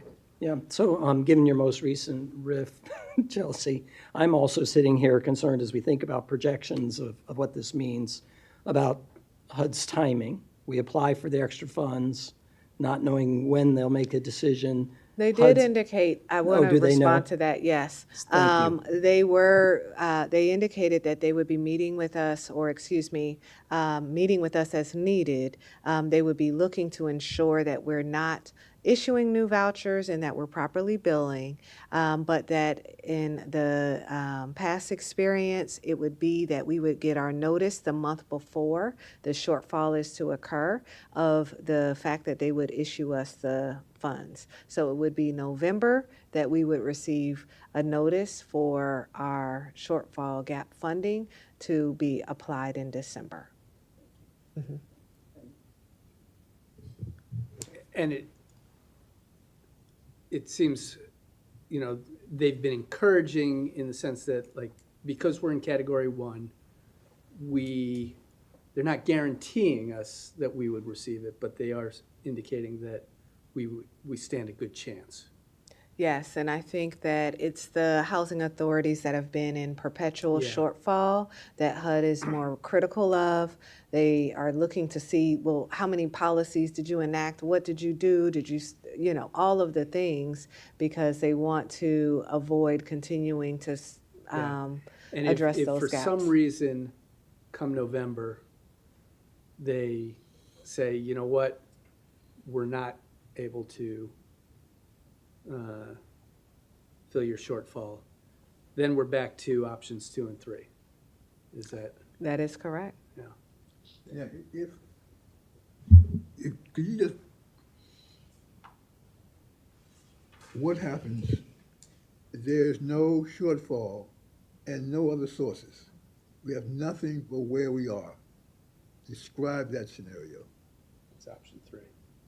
No, yeah, You mean there's no shortfall funding? there's no shortfall funding, there's no other alternative funding, so you're saying we are number 3. Right. And We so- are in a posture where we have contracts with landlords and payments that are due, and we are unable to make good on those payments, and that total is $4.7 million. And in order to not be in default and breach all of these contracts and put people in a position, we would have to terminate 269 families. So in which case, it says that you've got to do either option 1 or option 2. And and part of that is a timing thing, okay, because we know what the deadline is when we should be applying for option 1. Option 2, we have no control or knowledge of, one, where the sources is, nor how long it would take the sources to be committed, even if we knew them. And so it's possibly that would, so what would happen is that we preclude, if we don't apply, we would preclude our ability to be able to do that one. So we couldn't do option 1. So, and if we can't pursue option 2 and don't get an outcome, we have the outcome of option 3. That's what. I mean, and we could pursue option 2 and give a certain period of time and then go back and apply. It's just that, HUD did make clear around how they would prioritize the applications. How long do you think it would take to complete the application? I think that, and we'd have to work with our shortfall prevention team. We have to run the scenarios. We have to attest to certain things. We have to attest that we will stop issuing vouchers as a part of the application. I would have to look to the team. It would probably take a couple of weeks so that we can make sure that we have the right number and the right projections in working with the shortfall prevention team for how much we would be seeking. And we'd have to sign and verify that we intend to follow the 2 requirements that they've provided. I am curious around the county funding potential option and just, in terms of what that timeline would look like, even if we were to go that route. Given that the budget just was passed, and not to put you on the spot here, Ken, but just to understand typical, and if you know, but just what that timeline might look like. the county, it's sort of hard to say. I think, what the county has expressed is, they all, like HOC, like you all, they very much want to minimize any impacts on customers. But I think, having an ongoing source seems unlikely. If there is a desperate need for a one-time source, I think, we would have to continue that discussion and understand the timing. But at this moment, there's not a clear source identified, and so I can't really speak to, what will be required or what the timing could be. Can I ask also, like, I'm curious, like, what the county's or the council's reaction would be if we said, well, we had the option to seek federal funding, but we're coming to the county instead, and knowing how tight things are in the county. Isn't there a strong chance that council would say, well, shouldn't you be seeking funds from the federal government? That's would- probably not a question. That was a rhetorical question, right, Jeff? Yeah, I won't put you on the spot, Ken. It seems, I mean, look, there's not a good option here. I think, I feel fairly confident ruling out option 3. I haven't heard anyone on this commission express any kind of support for that. That seems to me the scenario that we all desperately want to avoid is, we want to minimize any impact on our current voucher holders. I think we're looking at different sets of trade-offs here where there is risk involved, and we don't know. I mean, we could harm our current voucher holders in hopes of protecting, or being able to reissue new vouchers sooner. We don't want to do that. We can seek federal funding, federal shortfall funding, and with the risk that we may not be able to, we may have to go longer than we'd prefer before we can start reissuing, and we would just continue to attrit.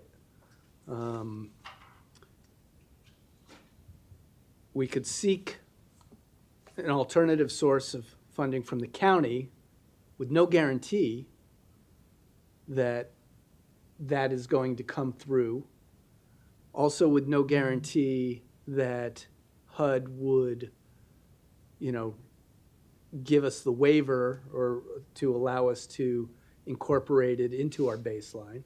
So we would then create a risk where our baseline might go down, also harming future, and creating a scenario where we would be reliant on ongoing county funding, which I don't imagine the county, that's another rhetorical question.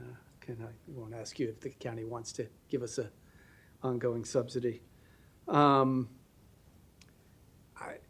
Look, I feel like, I don't know, I feel personally that our safest bet, acknowledging the risks that are there, is to apply for the HUD funding to close the shortfall. Hope that we get it, but, to ask the county to be on standby if, for some reason we don't. And to say, if there's an emergency, we're really hoping the county can come through. But this is, that's what I would propose, and I'll turn it over to others at this point. I would just be cautious about whether or not the county would have the appetite, Well, that was my point. okay, Yeah. to want to do that. And how soon could you get that commitment? Because certainly the state would be the other option, but the state has already created their own health insurance voucher program at the state level. which has a long actuarial requirement for it. So I doubt that we could look to them. They have the same budgetary shortfall that is being experienced right now in the county. Let me say this. Thank you for the presentation. You laid out a lot for the commission to swallow, understand, but we need to make a decision about what we want to do and how we want to proceed. And so at this point in time, I turn to my fellow commissioners to make a recommendation by how we want to proceed. Can we go to the next slide or to the recommendation slide? Because we haven't really talked about the option to request funds for emergency housing Thank you. vouchers. Thank you for raising that. And in fact, I apologize for not lifting it up sooner. We did, as I stated previously, in meeting with the shortfall prevention team, learn that there is a separate funding source. They consider it separate than shortfall funding for the emergency housing voucher program. This is for housing authorities where they would not have even been able to absorb, let's say, their EHVs into their program. They indicated that we can literally just submit an email to our financial management team. There's a form I think we need to fill out, but they do have funding available for EHVs. I will say that in our meeting with the county, I did pulse to see if there was any objection to us applying for emergency housing voucher funding there, because maybe the county had another source or another thought around EHVs. And I did specifically ask Christine Hong, who leads the CEF program, which is the county's program to end homelessness. She felt like if there are no strings attached, which we are not aware of any, that would be a good source. We can definitely continue and do as much due diligence to make sure this is not similar to the shortfall funding in terms of corrective action. There was no corrective action requirement that was advanced there. And so with that particular funding source, this would ensure that those 84 families are able to have continued funding. But those 84 vouchers wouldn't be rolled into the baseline for our larger program. It'd be retained as a separate program. It would be one-year funding. And, we would need to look back because I did not get the impression that we would have to apply year over year. There seemed to be a separate funding source for the EHVs. So similar to HUD has a separate funding source for mainstream vouchers, like for different allocations, there's a separate pot of money for EHVs. And I guess taking that wouldn't affect like the level of which we might be seen at risk for staying in shortfall or? No, and in fact, again, they view EHVs separately, so it's not even a part of the equation when HUD is looking at our projections. Well, this one seems like an easy one. I mean, I think we have to do that one. Well, there are two resolutions before us at this point in time. One dealing with the emergency housing choice voucher program, the other dealing with the actual mainstream program. So The actual voucher program, Yes. yes. Mhm. what is your, Well, I will make a movement, right? Am I saying this right? Motion. Sorry. It has been a long meeting.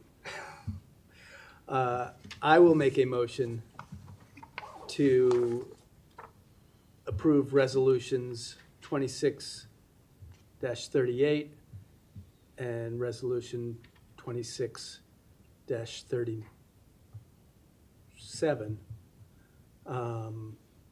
to apply for the shortfall funding from HUD as well as the emergency housing voucher funding.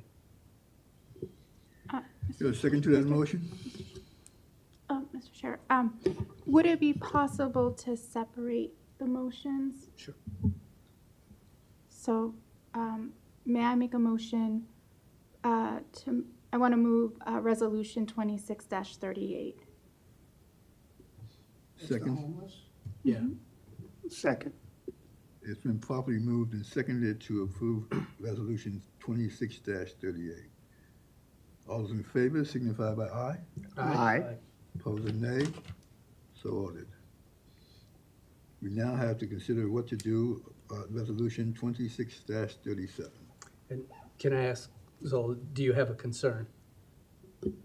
Yes, I do have a concern around the time frame of how long it will take for us to be able to reissue new vouchers, and wanting to see if there is any opportunity for us to get additional information on the project. I think I can speak to that. The accepting of the money has nothing to do with the time frame in which it will take for us to get out of the shortfall. And I do want to make sure that we are able to separate. Do you understand the distinction there? Two totally different things. So accepting the shortfall funding does not prolong or dictate how long it will take for us to get out of shortfall. The variables that will determine how long it will take for us to get out of shortfall is the attrition rate. So if we now are losing 50 families a month, and then next month, only 10 families are out the program. And then the next month, 100 families are out the program. It all depends on how many people are moving out of the program in terms of when we would be out of shortfall. It also, so it's not tied to the funding. Could And I we just go- want to make sure I'm clear. Yeah, can we go back to the slide? Yes, what slide would be helpful? The slide with the 3 options. Okay. So the thing that I'm concerned about is the major con, again, when HOC can begin issuing vouchers again. Right. That was my concern. And so what that is tied to is not how long we will be in shortfall. And I just want to make sure I say that again. The amount of time that HOC may be in shortfall is based on a number of factors. How much our expenses are month over month, as well as, for example, if we come before the commission and there's a modification in our payment standards, it may reduce our time frame in terms of how long we're in shortfall. If our HUD issued funding that we get our notice in December or January shows us that we're going to get a 3% or 5% inflation factor. All of these different things would impact how long we would be in shortfall. However, the reason why that statement is there is because there is a provision in the notice, the HUD shortfall notice, that indicates that HUD reserves the right to require housing authorities who received any form of shortfall funding to maintain their corrective action plan in the future. And so if our corrective action plan indicates that we need to hold off on issuing vouchers and we need to continue billing ports, they're saying they are giving themselves the ability to say, moving forward, we're going to require you to keep doing those same things. And that is where there is a concern on what that might mean. We did look to see how other housing authorities have been impacted. We were advised that it was May timeframe that other housing authorities who received shortfall funding last year were released from their once the appropriations money was received, they were released from their obligations. So HUD did not take that type of approach, punitive approach, but they continue to reserve the right to do that, and that's what we wanted to make sure we lifted up as a potential exposure. But it's not a guaranteed, and it's not that HUD would say, if you take this funding, even after you're out of shortfall, we will only apply this for 1 month, 2 months, 3 months. It's not that I would never be able to give that type of insight on what HUD could do, but it's the fact that HUD put that provision there that we wanted to make sure that you all were aware. Chelsea, is it fair to say also that if we don't apply for this money, we will have a lot of difficulties issuing vouchers into the indefinite future? Oh, we'll be in, right? I mean, it's sort of- correct. we will definitely not be issuing new We vouchers. will not be issuing because we new will be vouchers. in even deeper shortfall. And if, for at the end of the example, year. HUD said even if we absorb the EH fees, we would not be eligible for shortfall funding because we're essentially taking steps that are increasing our costs, not reducing our costs. Yep. Yes. I think part of the challenge I'm feeling anyways is we've had a lot of stakeholders reach out to us in the last 48 hours insisting that we not vote today on this, with the suggestion there may be other options that haven't been considered or other ways to address this. And I think as my fellow commissioner just said, part of that is just as the word has gotten out that we won't be issuing any new vouchers in the future, and there's a lot of need out there, right? So is there an option that allows us to take another 48 hours to just see if anything comes in over the transom or under the door? So we can say we at least gave those voices and stakeholders a chance to present those options? I mean, I'm sort of not, I don't have a big enough brain to envision what those might be. But I'm throwing it out there. I'm not necessarily opposed to waiting a little bit. It's Friday, so 48 hours. You got till 6. Yeah. I guess, there's, a couple of stakeholders who have suggested that there may be other options out there, but haven't indicated what those options might be. And the clock's ticking. And the clock is ticking. And from in the meetings, we're hearing that staff have had with the county, there hasn't been any suggestion of any other option. I guess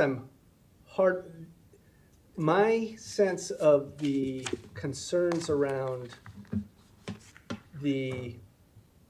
where HUD has reserved the right to maintain control over our decision-making is coming from, and I don't question, motives or anything, but is a concern that we're in a different environment right now and that there may be a more vindictive approach to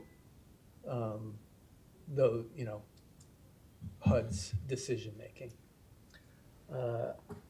I think that's certainly a risk. I'm not hearing, at least from staff, I think HUD did a disservice in the way they handled these evaluations and the questions of shortfall or of recapture, and have unnecessarily put a number of PHAs into this unfortunate situation. But I'm not hearing, at least from staff, that it was necessarily done out of malice, that it was done, that funds are just being reapportioned elsewhere. So they're not just taking funds away to prevent their use for housing. So I do think that, it's a risk, but I think the risk of not applying is going to be greater. If something comes along, it's going to take us a little while to put this application together anyway. I guess I don't have a problem with voting to move forward, and if something does come along, yeah.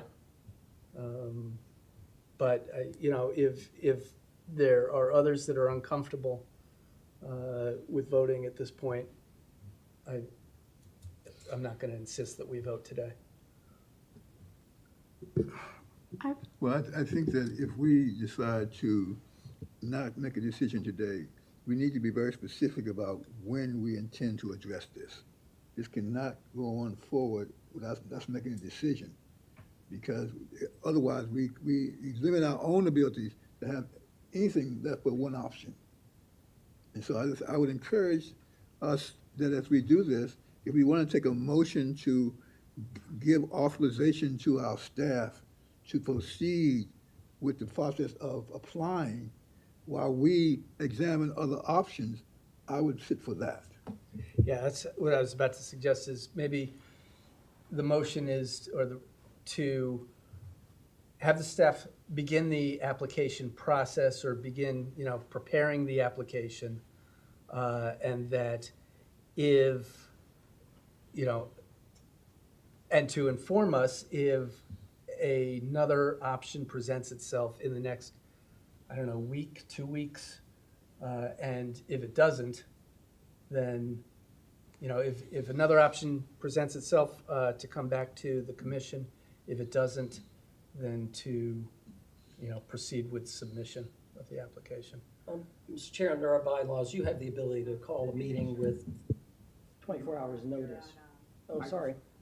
Under our bylaws, I believe you have the ability to call a meeting, a special meeting or emergency meeting of this group with like 24 or 48 hours notice. That's correct. Right, something like that. Yeah.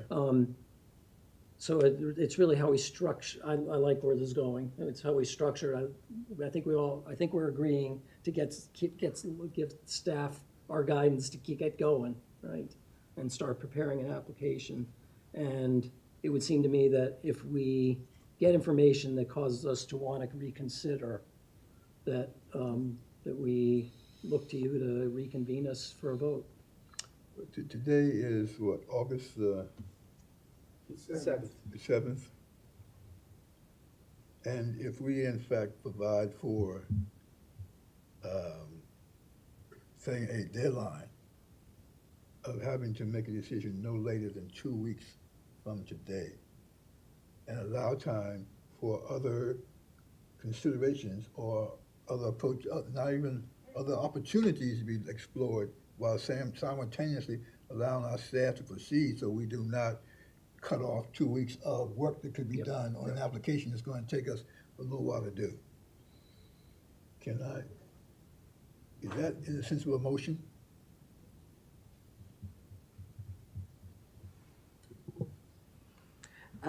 I just want to make sure I'm clear. We would have another board meeting. You all want to set a board meeting for, let's say, because I would want to put on the record that, and be clear without someone later saying, oh, I emailed so-and-so with my $4.7 million check, okay? I would want clear guidance from the commission to move forward. And so if we would like to, we can set another board meeting where I guess I'm proposing not necessarily another board meeting. We're giving the That- staff the go ahead and apply. Yes. If we have not And, gotten, that while the staff is preparing the application, because, I mean, what's the soonest we would be able to get an application in? and I'm looking to the team. I think it's hard because I do need us to make sure we're looking at our numbers, that we're in alignment, that we've had a chance to have some back and forth with HUD on what those numbers would be. And we do need to make sure, HUD did just recently update their tool. They're now incorporating they put out a new formula that includes mainstream vouchers with the federal vouchers. So I want to make sure we have a chance to do the due diligence. I would say at least a week, maybe two, if we take into consideration that process, but also wanting an opportunity to be able to ask questions of the shortfall team so that when we're submitting it, it's accurate. Now, I will say our shortfall analyst indicated that once we submit, that they would also go in and look at it and let us know if we need to make any changes They were kind enough to offer that. So I want to also afford enough time for that to happen too. So, but in order to submit, we would have to check off that we are taking the following cost-saving measures. So, just wanting to be clear. So, I mean, I'm hearing, I guess, that it probably wouldn't be sooner than 2 weeks. Right. Right. So would other commissioners feel comfortable with a resolution to have the staff proceed with the application process, and that if no viable alternative presents itself within the next 2 weeks, if any alternative presents itself, then, I guess, we can be informed. But if there isn't one, and the chair can decide whether to call another meeting to discuss the other option. I think, I hear what you're saying, but I would want the full commission to determine the viability of any option. Well, that's my- And not have that simply a staff saying, we looked at something and we decided that there is no other. And That's a decision for the commission to make. And that's what I'm saying, is that if another option presents itself, It'd be brought back to the commission. yes. Yeah, Yeah. And for a special meeting. And if there isn't one, then after 2 weeks, no new board meeting or resolution is required. Yeah. Yeah, Yeah. okay, Jonathan, sorry. Yeah. Yeah, I agree with this approach. I think it's essentially moving forward with option 1 and 2 at the same time. I do have a question related to option 1, if possible. So on our FAQs, there is a time frame shared, and I just wanted to know so on the FAQs on our page, it says, when will HOC start issuing vouchers to new applicants? And the answer is, we anticipate resuming voucher issuance to new applicants in early spring 2027. And I would just like to know either now or later how that was calculated. Just what I stated earlier.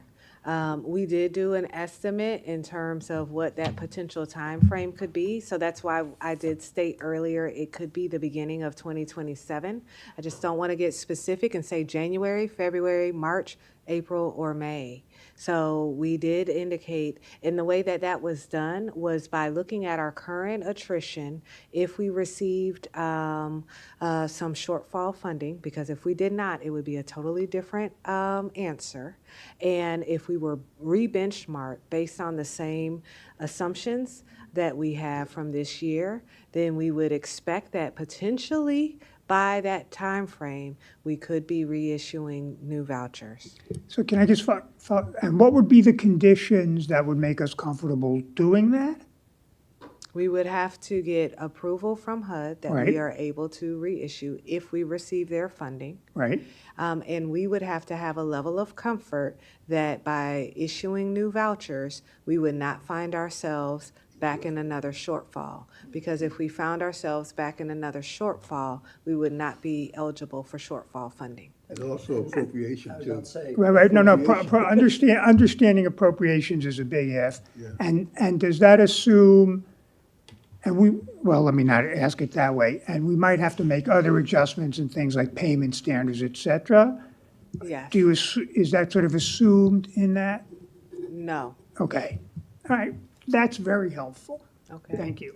Part of why I'm supportive of option 1 is knowing that, the diligence of our staff in terms of protecting, our funds and making sure that we are using them wisely and not putting ourselves at risk, is that if we thought we could not reissue new vouchers without putting ourselves at risk, we're not going to do that. We don't need HUD. HUD's,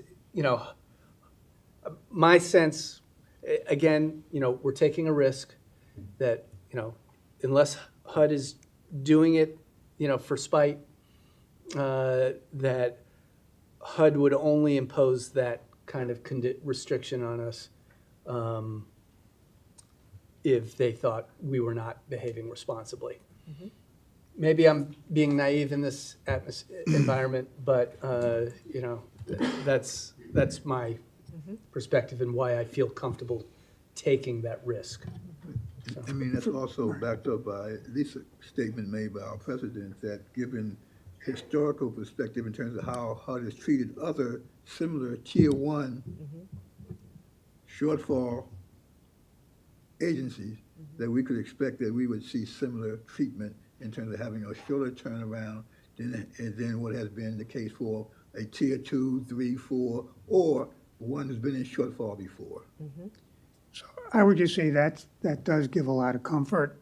I really don't, I mean, none of these are ideal, but I don't really see what kind of, what choice we have other than to take this money, even with these restrictions, because the hole we create, I'm very, I'd be very surprised if we find in the short amount of time we have any, for almost $5 million in this budget environment, which is affecting federal, state, and local. You This- could write a check today. Yeah, Well, and This that can get mitigates this- passed in the period of time that would not and put right, you right, at and risk. guaranteed. That's This the other mitigates the consideration. damage that, that HUD has created for us. So I don't really see any other choice, but I also agree with Paul. We've received a lot of concern about this, and such a fast turnaround. Now, the only question I have is, can somebody repeat what the resolution is?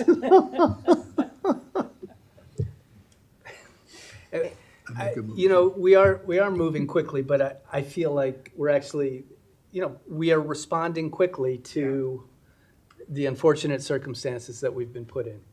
And I wouldn't expect less, frankly. We shouldn't be sitting on our hands longer than we have to. I'm making a motion. Can we pull up the resolution again, please? It's 37. okay, thank you. For resolution 26-37, to direct the staff to begin the application for shortfall funding from HUD, and during the 2 weeks, next 2 weeks, if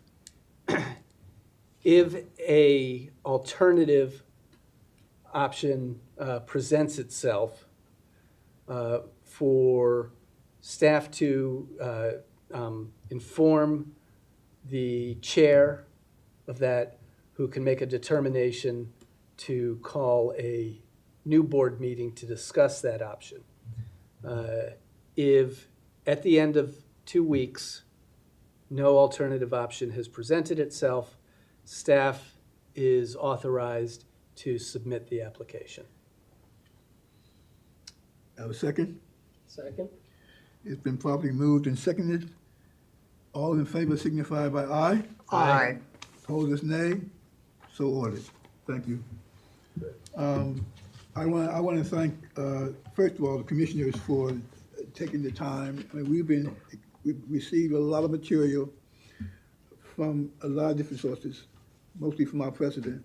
We've had concerns expressed from the public about the action we are proposed to take.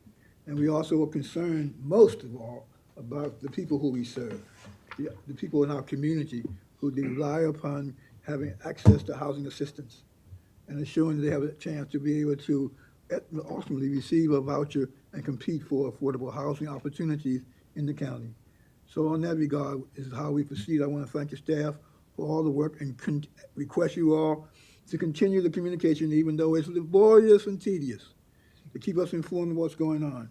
So we don't wait 2 weeks to hear anything about what's going on. Let us know what's happening in this period of time, and we will appreciate that. And also thank commissioners for your diligence in this matter. It's not hard to make hard decisions, Okay, thank you all very much. There's no other Thank matter to you. come before the commission. I deem this meeting adjourned as of,